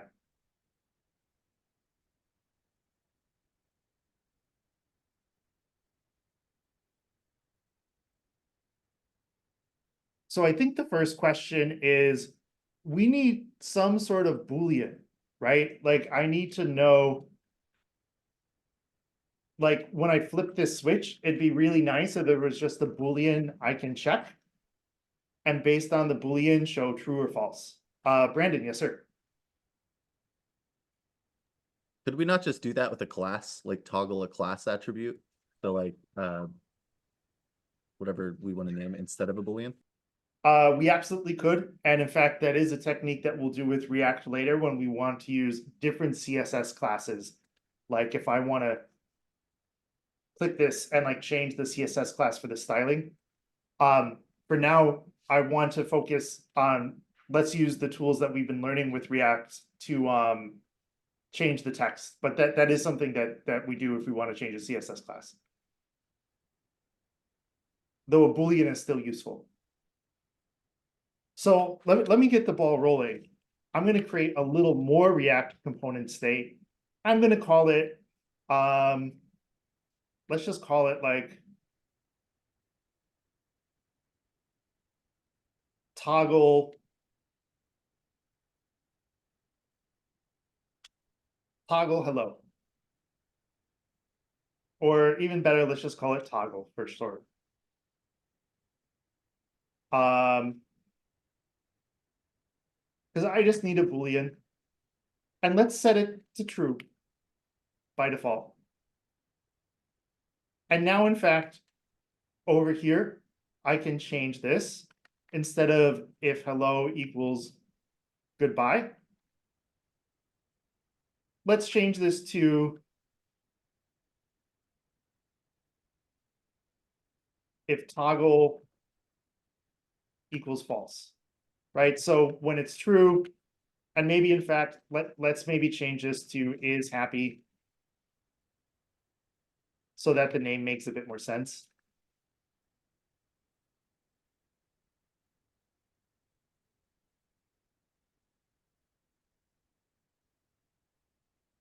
And I know I have this change greeting button, but I want this button to do a little more work now, right? I don't just want it to set hello to goodbye. I needed to do a little more work. So let's write a function. Let's call it handle change greeting. And it doesn't need to take any arguments, which is great. Though I do need to, I don't think I need to worry about prevent default for the button click. I do need the equal sign here. And what's the first thing I know I want to do here inside handle change grading? Since I also made this bit of Boolean is happy, set is happy. What might I want to do inside this function?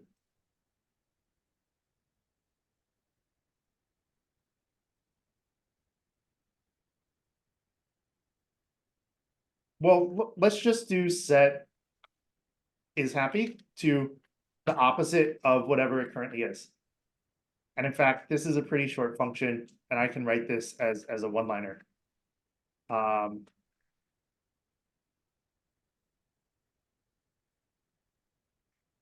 And in fact, I could probably stick it inside change greeting right here if I wanted to.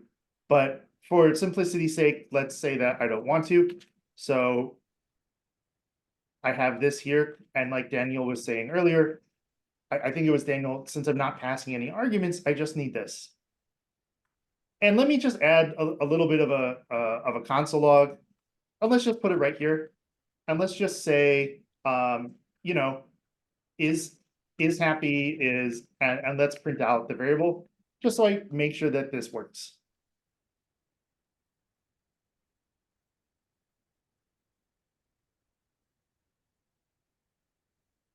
And now I'm changing this bit of component state, which is awesome. How can I use this now? I've got over here, if is happy is false, the extra message is sad. I also, I have set hello. I have hello and set hello. So I might need to make a change there. But let's see how we can maybe use this Boolean to make some changes in my code. So let's go to extra message and let's change some stuff around. If I go over here, let's put a ternary inside here. Now that I have this Boolean, let's say if we're happy, we say happy with a smiley face. And if we're not happy, we say sad.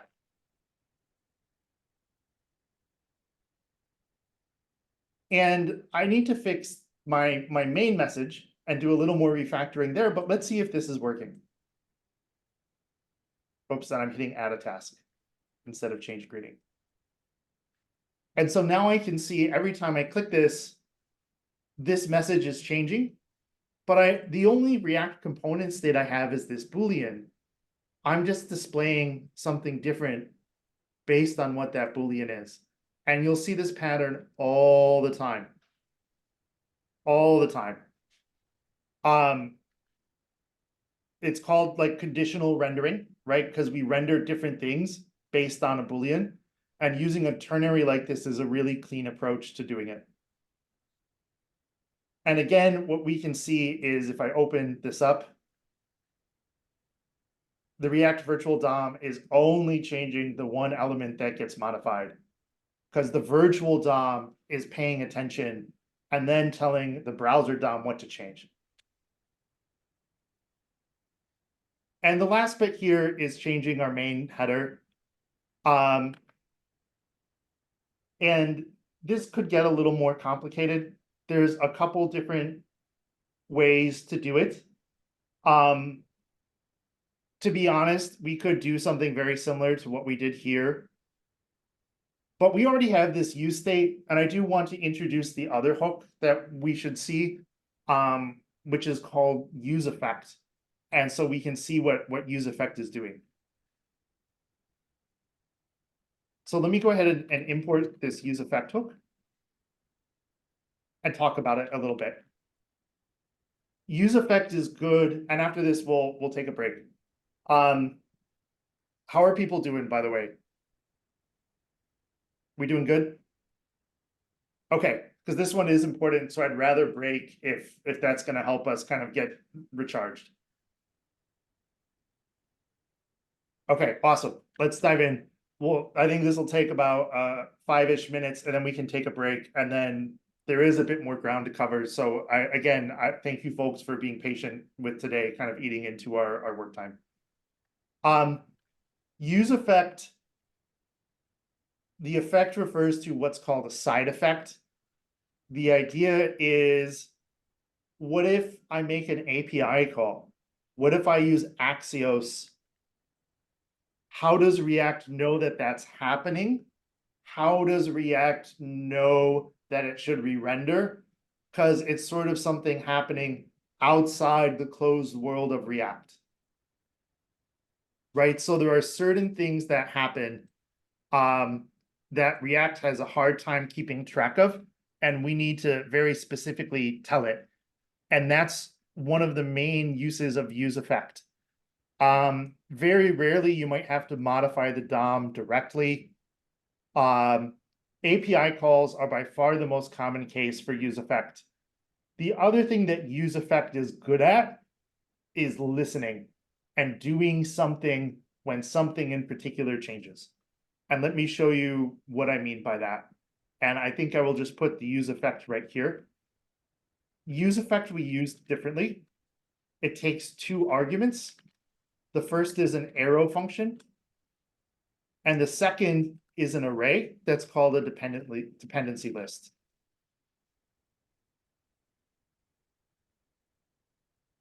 And let's look at the console and see what's going on. So if I refresh the page,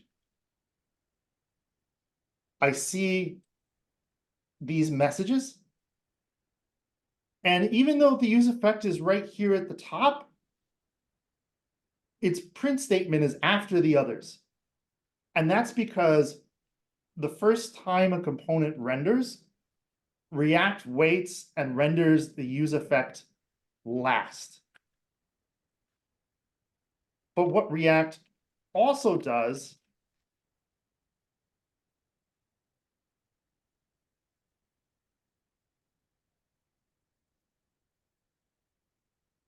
is it makes sure that use effects always happen in order. So I'm guaranteed that whatever happens here happens before here. And if I have to make 2 API calls, that's actually really, really useful, right? Because I might not know when the first API call comes back. I can wrap it in a promise, but maybe I need to like get the Pokemon data. And then I also need to, I don't know, get more Pokemon data from somewhere else.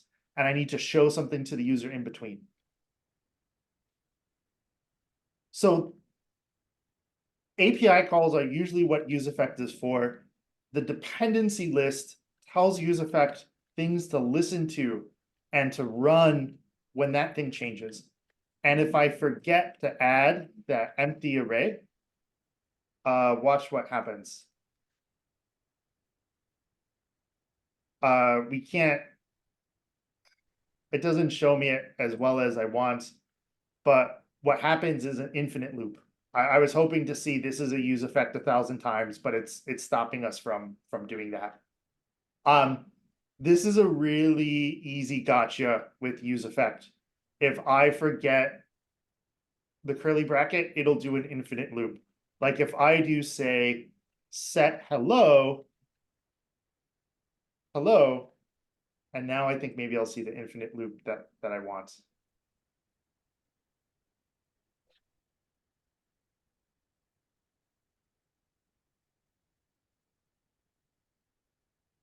Yeah, we still can't see the infinite loop.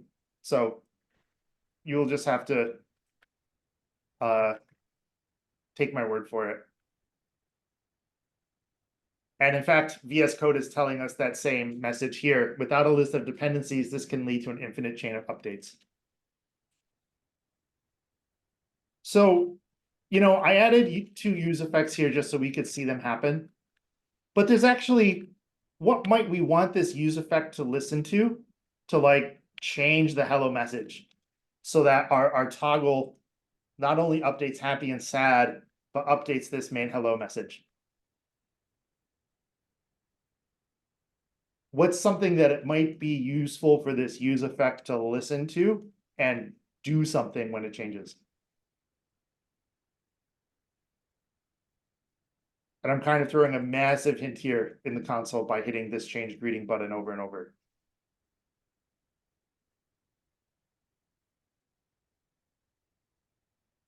And the answer is our is happy. Bit of component state.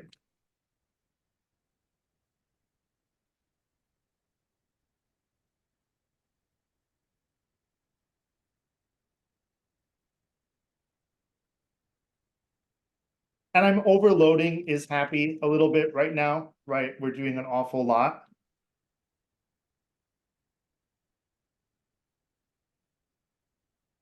But now check out what we did. I'm using the useEffect together with component state and hooking them up. I click change greeting. That changes this Boolean component state. And the component re-renders, but useEffect is also listening. And it only does this when is happy changes. And just to prove that, let's put a set hello here in the other useEffect.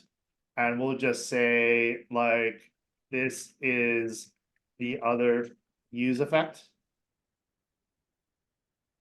So now that I've made this change,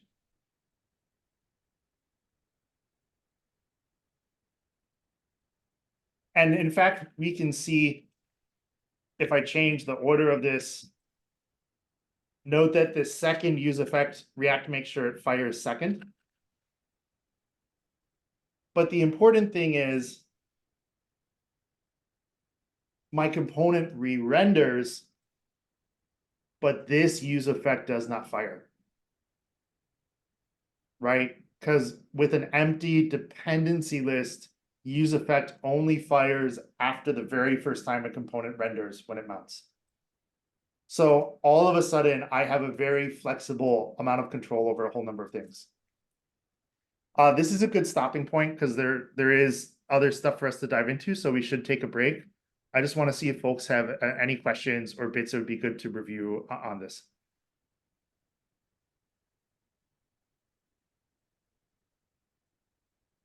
Okay, let's take 5. And then when we come back, we're going to look at components and props. So we're going to switch gears a bit. And again, thank you very much because I know today's been a bit long. I hope this is useful as we're digging into this stuff. Definitely get away from the screen a bit, and I'll see everyone in 5 minutes. Thank you, folks.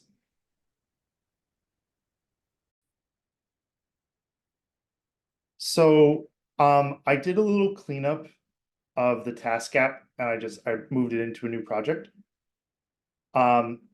So all that we have right now here is a console log message. And in fact, I'm going to shorten this even more. Add items. I'll just get rid of that for remove items, the new task, and the return statement. Because what we're going to do now is talk about different components and what are called props, which are relationships between components. So, there's a task manager, and maybe, in fact, in addition to tasks, we also have some users.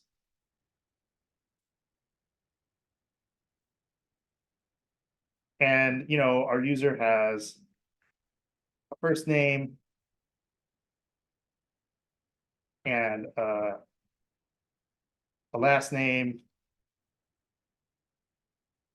And I think that's really enough to get us going for now. And maybe what I want to do in my app is also, and again, this JSON is simulating an API request that we would make to our, say, Flask backend that would talk to our database.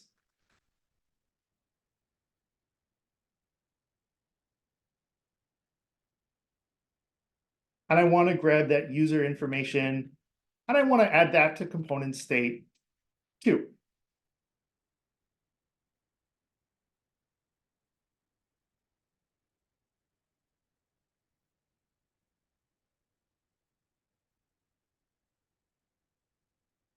And then maybe what I want to be able to do is, customize this a bit, and I want it to look something like this, where it's user dot first name and user dot last name.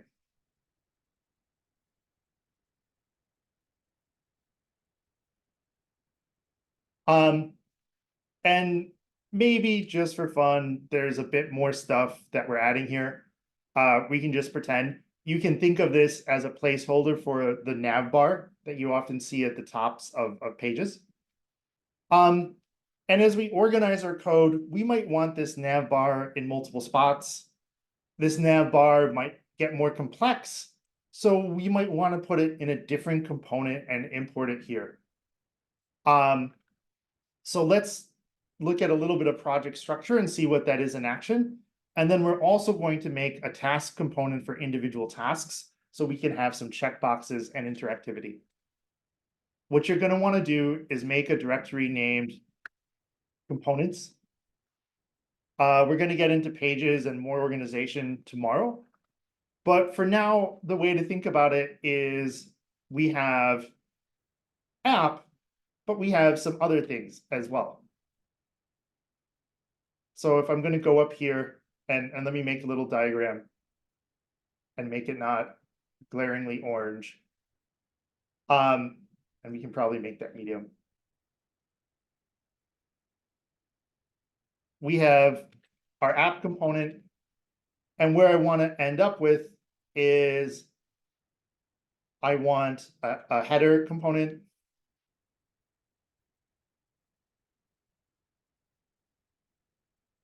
And then I'm going to want, I'm going to have my list. But inside here, these are going to be individual task components, and I'm going to have a whole bunch of these.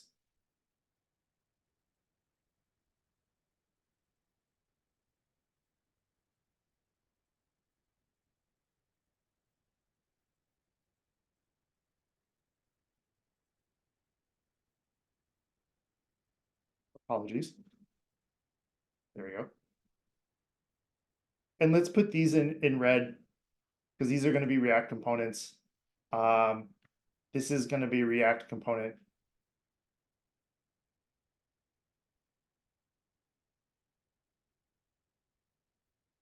And for that matter, app is as well, but we'll just leave the other stuff in red. So let's start with the header because it's a bit simpler and see what it looks like. And now that I've created this components directory, I'm just going to create a file in there. The convention is most of the time, each component gets its own file.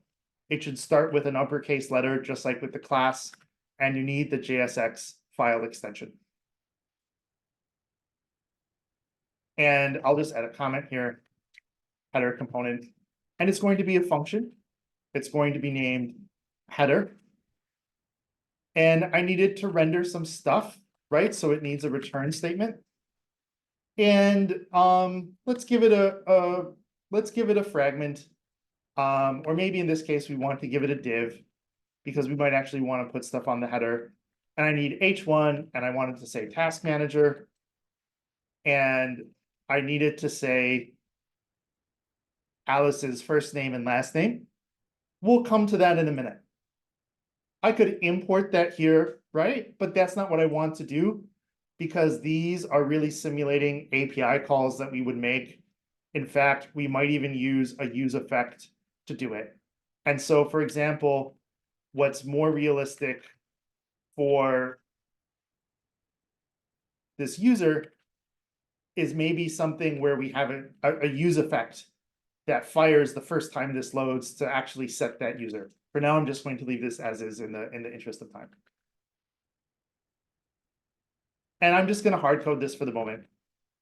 And we'll come back to how we can make this more interesting. The way to export something in JavaScript with ES6 modules with the new way is export. And because I only have one thing that this is going to ever live in this file, it can be a default export, and then I just give it the thing I want to export. And then in here, I can import header just the same way I'm importing these other things. And over here, instead of this H1 and H2, just the same way I would with any other element, I can type header. And I should probably hop over so we can see this working. And just to prove that this is working, let me add a couple exclamation points, which is my favorite way to test stuff. So hopefully this doesn't look radically shocking. This is very similar to what we've been doing, but now you can see how you can start organizing your React code with components the same way that you did with classes in Python. The big difference is with React, there is a hierarchy. The header is a child of the app component because it's being rendered inside it, right? The same way there is with the DOM tree. And this becomes important because this is how data gets passed around between components in React. Parents can pass data down to children through what are called props, which are really just function arguments at the end of the day.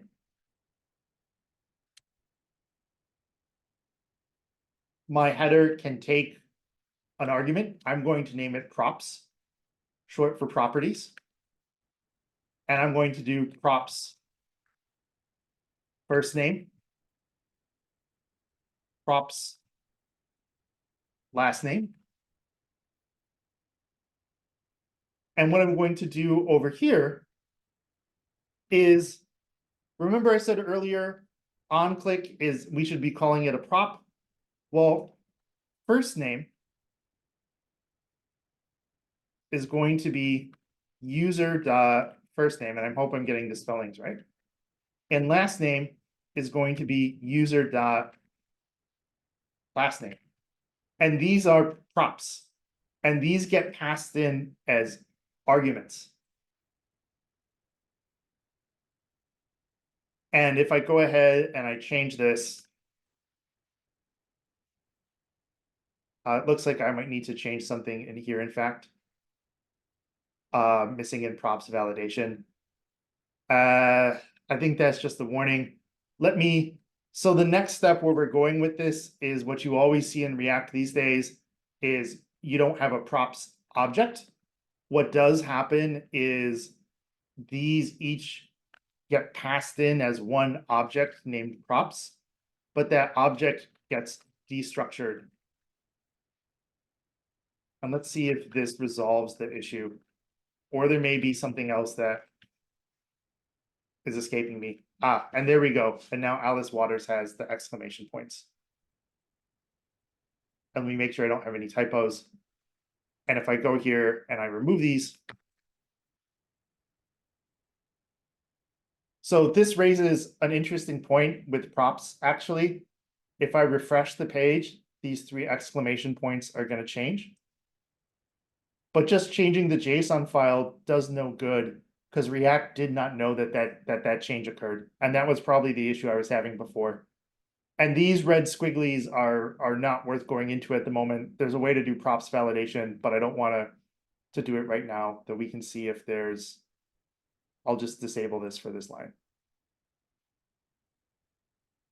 So just like setting attributes on HTML elements, I can actually pass in arguments to my component. It looks like this. They're just called props. And remember, a component is a function, and like any function, it can accept arguments, and we call those arguments props. A function that returns stuff to be rendered to the screen, right? That React uses the virtual DOM to do. And so it gets interesting here because I'm passing in this prop from state. And if I decide to change my user's name, I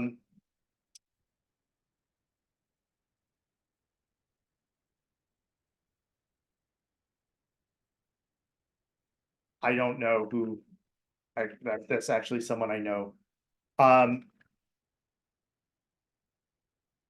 Let's see. It looks like I caught a re-render error from the way that I'm doing this.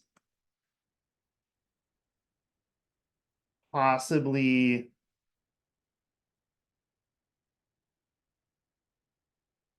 Oh, because I'm calling set user forever and ever and ever.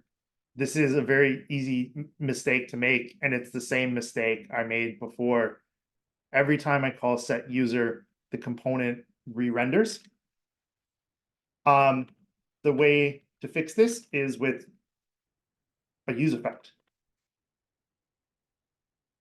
With an empty dependency list array, so it only fires once when the component first renders.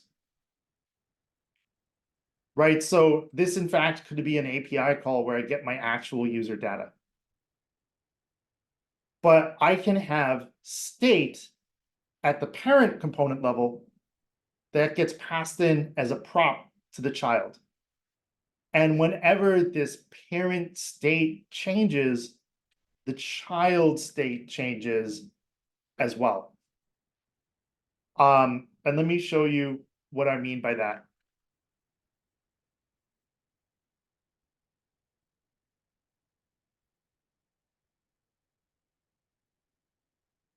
Let's do maybe toggle user, set toggle user. So I'm going to create a Boolean, and I'm going to have this useEffect watch it. And I'm going to add a little button. like we were doing before. And we'll put it maybe right here.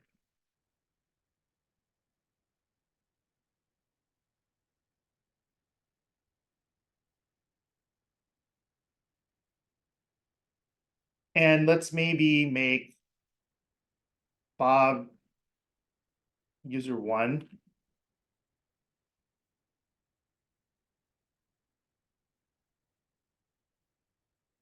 And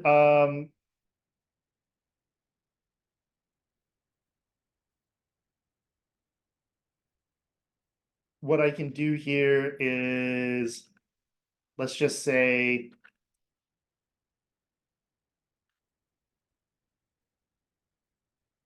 if toggle user is true, and my apologies, I'm jumping around a bit. We'll set the user to user 1.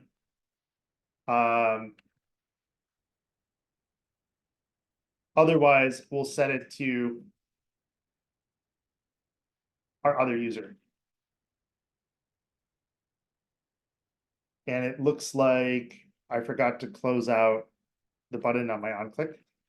That's an easy fix. And I need to add a message.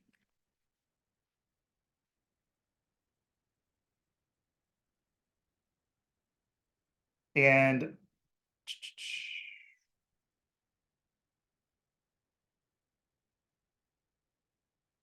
let's see. I have a loop here. What is causing my loop?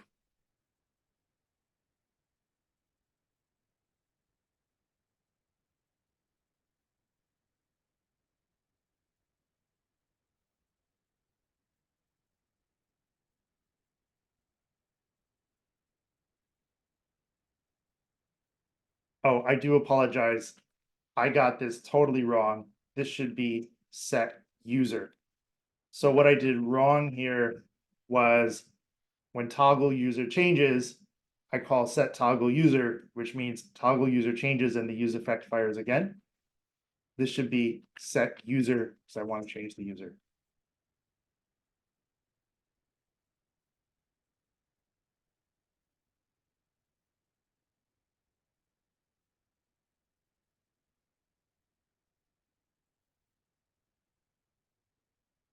And let's see.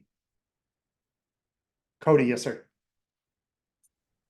I think whenever you're doing the else, you're saying set user as user. As soon as you change set user to user 1, then user is now user 1. So now you're just changing user back to user 1. I don't see you. Does that make sense? See how on line 16 you're saying set user is user 1 now? Now user is user 1. Oh, So in line yeah. 18, you're Yeah. setting user to user, which is user 1. You're so right. Thank you so much. I apologize. I totally screwed up my names here. Let's JSON user, and let's make this just like other user. Let's name this user 1. Let's name Bob user 2. Cody, thank you so much. User 1, user 2. And now I just need to find this. And in fact, I think we can set this to. So null will throw an error that we can get into later. But let's just see if we got this working. Now we do have this working. Thank you so much, man. Great call. So there's a couple things going on here, right? This useEffect does a lot of stuff. And as you saw, it is kind of easy to get tripped up with this stuff. The idea is this user we're maybe getting from an API call. Maybe we're getting a different user for whatever reason, or we're changing, and something triggers this toggle user effect. The important thing to note is if I go in here and I put a little console log,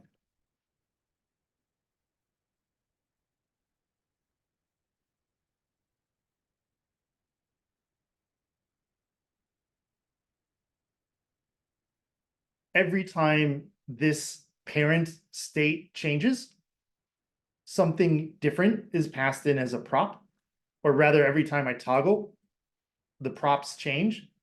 So this is the other way that causes a component to re-render. If state changes, a component re-renders, but if props change, a component re-renders too, because this header component has no state, but yet when I click toggle user, it's still changing.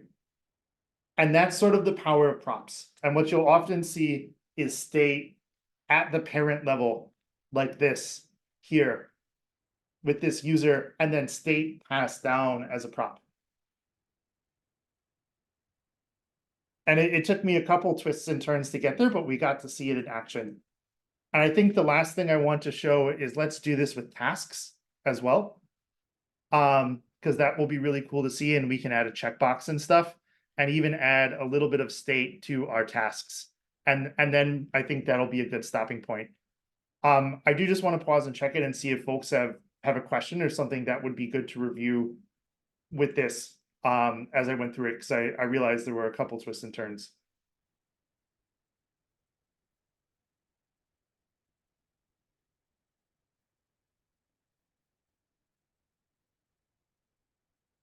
And again, what we see is the React virtual DOM only changing the bits of the DOM that actually need to change and figuring out that work for us, even though the whole component is re-rendering. So we've seen how to create a component, how to export it as a default export, and how to pass in props. And we've also seen a really useful pattern where we take state from a parent component and pass it in as props to a child component. So now let's do something really similar for tasks. So over here, we map through this array of stuff, and it'd be really nice maybe if I could flesh this out a bit more. So let me make a task component.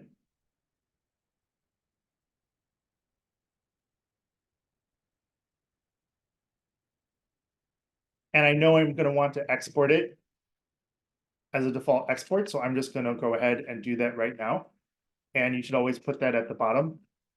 I know it's going to take in a task object because I've been calling it item everywhere else. I'm just going to call it item here.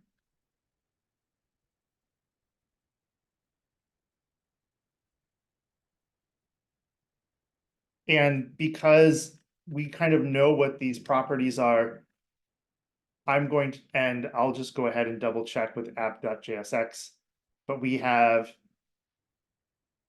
.task. In fact, let's just look in the data. We have ID, task, and completed. So let's destructure it right here.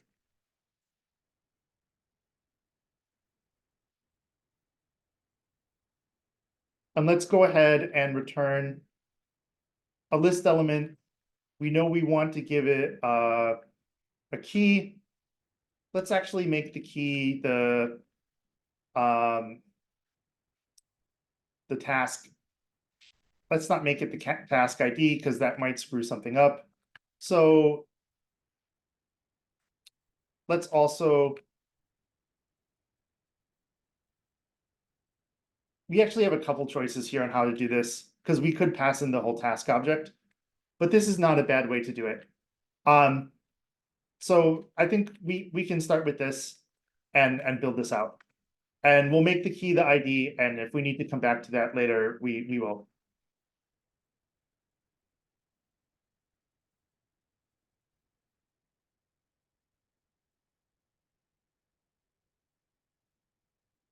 And we'll give a description of the task.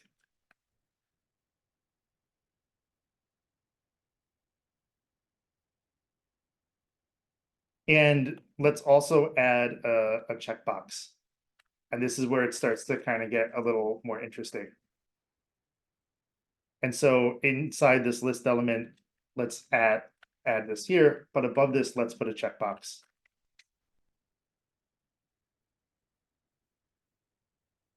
And checked will be set to whatever completed is. And this might need to go inside a div.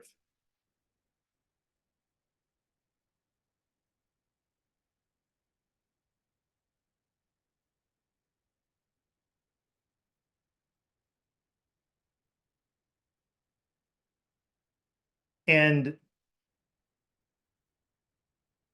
right, and we're going to ignore that props validation. So I'm just going to do that same disable for the line, just so those squigglies go away. Let's import this and see if this works.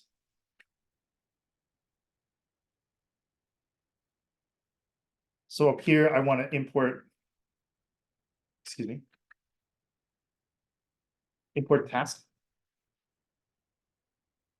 And then we're going to use it down here. And instead of mapping it like this, we're going to do something like this.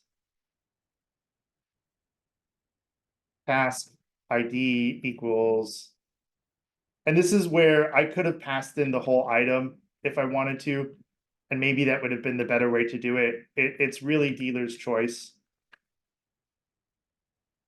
But we get to see props in action here this way.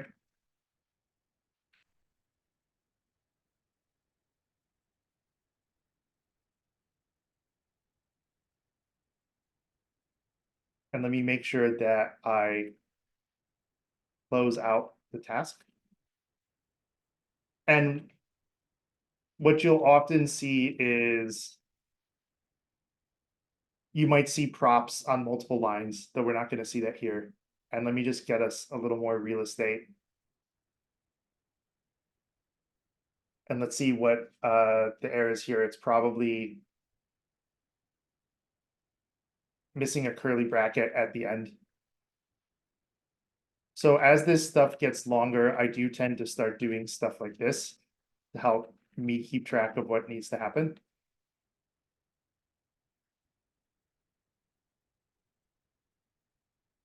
And it still wants that key prop, and it actually needs it here on the task. So that's perfect. That solves our problem. And I don't need it right here on the list item.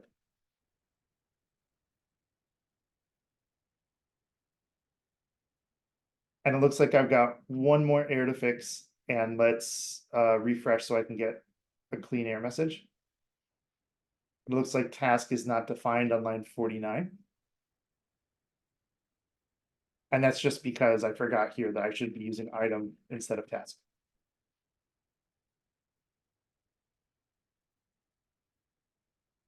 And so now we have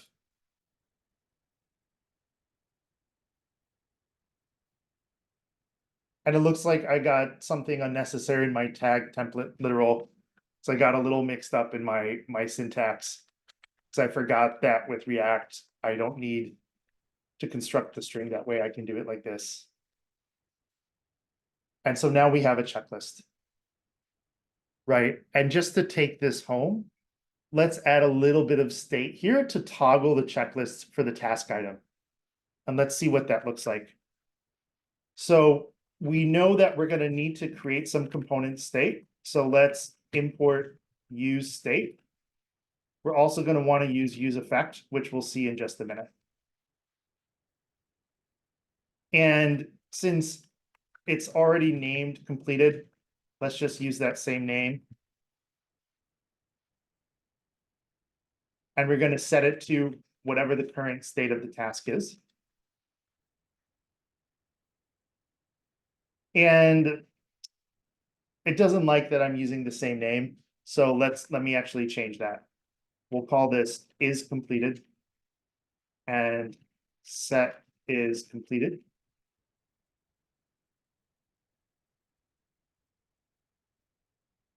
And we'll change that right there. Right, and now the last piece is when I click the checkbox, I want something to happen.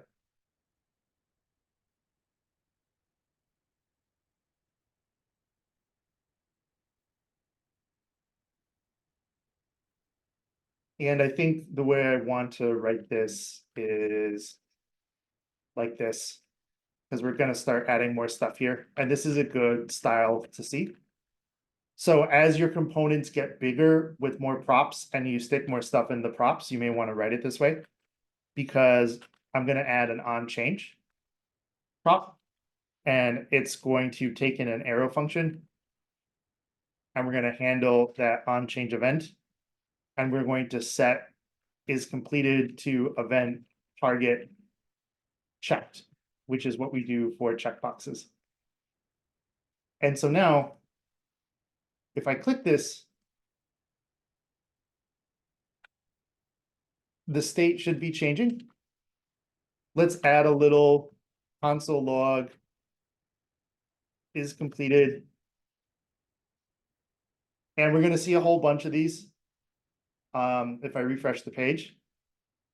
But now I should only see one as I toggle this back and forth. And so now I'm able to change just the state of one individual component, and the parent app doesn't have to care about it, right? If we don't need to. And, you know, maybe what we need to do is we need to make an API call to the server as well. And we would use useEffect for that, to control how that happens and so that this gets updated properly. So I would want to listen for is completed.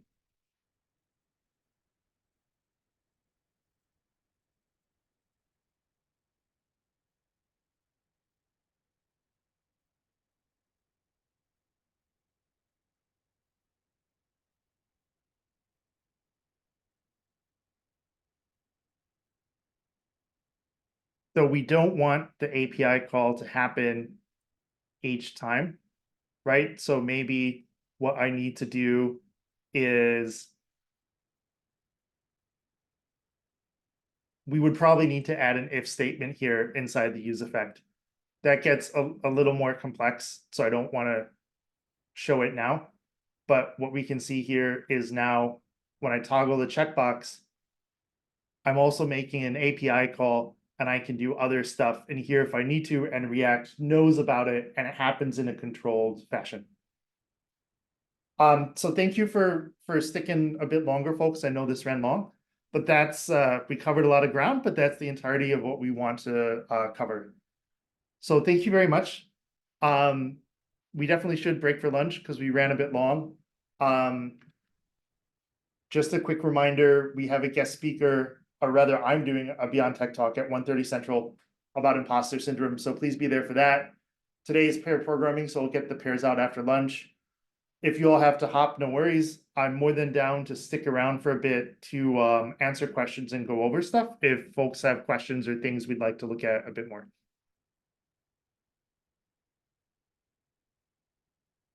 How are we feeling about components and props? And I'll do a split here so we can kind of see it all.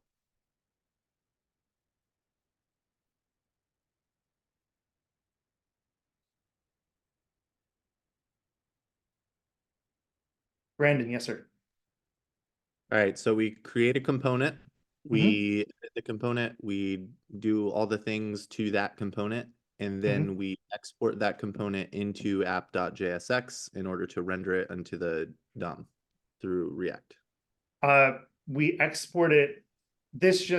I have to put this so I can import it anywhere, and then I can import it wherever I want.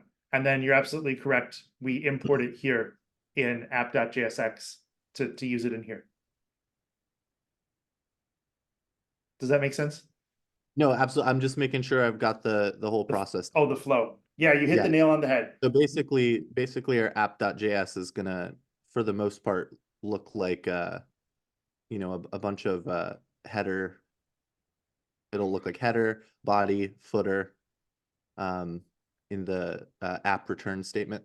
Yeah, exactly. Like, and if we head back to TL draw, we've got header, we have these tasks. If you wanted to, you can make. Oh, I'm sorry. Go ahead. Typically, those would be rendered in a component rather than individual items, though. Yeah. Yes, it's a little bit of dealer's choice. The rule of thumb is if it starts to get big, shift it into a different component. The other reason to shift it into a component is because to get stuff to change. And this is actually really important. Like, to use the header as an example, header doesn't have any state, it just has props, right?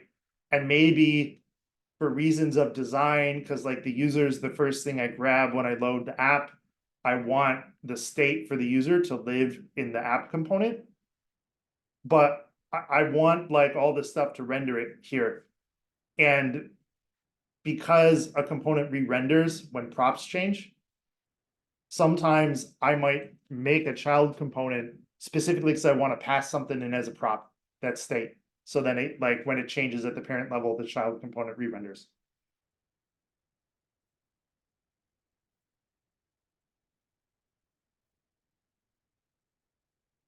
Which will kind of, as we get into React more in the next couple of days, we will see more of that. But yeah, basically you hit the nail on the head. Kind of similar to Python, like you could write one giant class, right, for your whole program. It starts to becomes messy. It starts to become hard to use.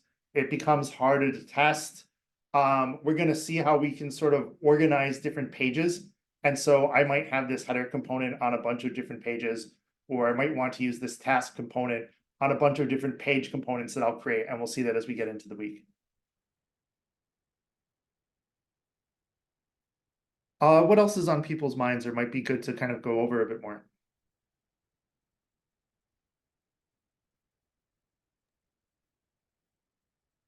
Chris, yes, sir. Are you posting the recording today?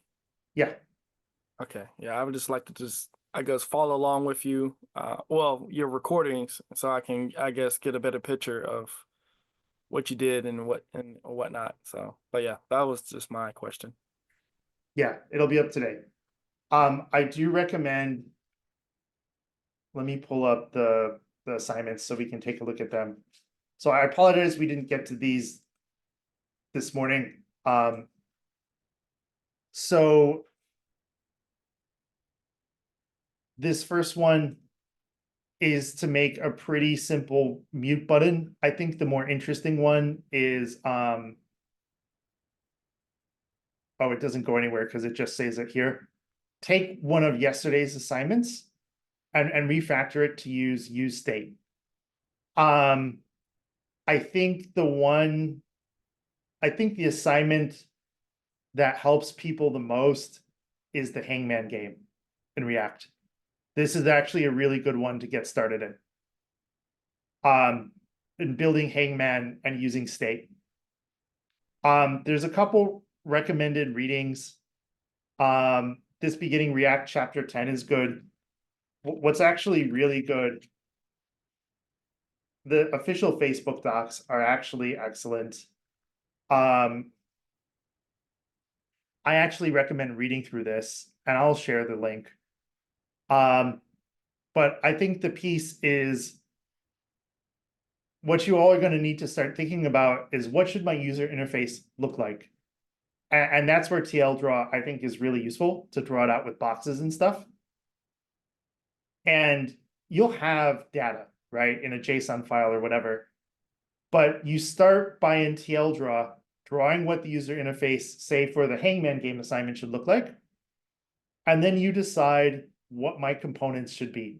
Like I probably want a search box component, and maybe the fruits and vegetables is a component, or I have just like one component to display an item.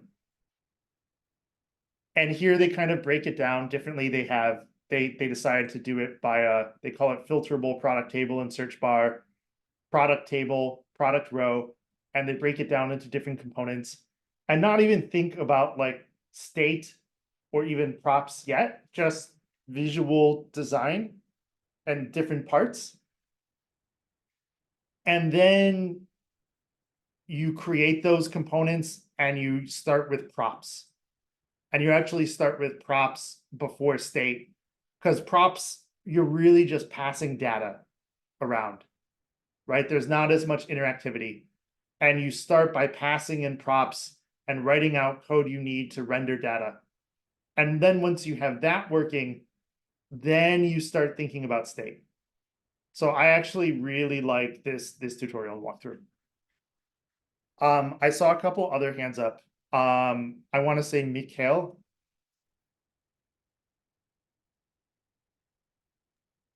No. Oh, my apologies. Did I miss someone? And Brandon, do you have a question as well, or is that from before? Oh, perfect. That was from before, my bad. Nope, no worries at all. Yeah, I highly recommend, guys, dive into Hangman. This is going to be the best way to build this and get this under your fingers. And we kind of give you some specificity, and it's a pair programming day as well. And I think starting to build it and see it come to life is going to be the best way to get a handle on this stuff. That would be my recommendation. And then if you need to, going to the video. Because I think there should be enough pieces to get started here, right? In terms of, I know how to create a component, I know how to pass props. And that can get you pretty far in building out an actual user interface. And then you can start adding in state, and that's going to be the best way to dig into it. All right, let me go ahead and stop the recording.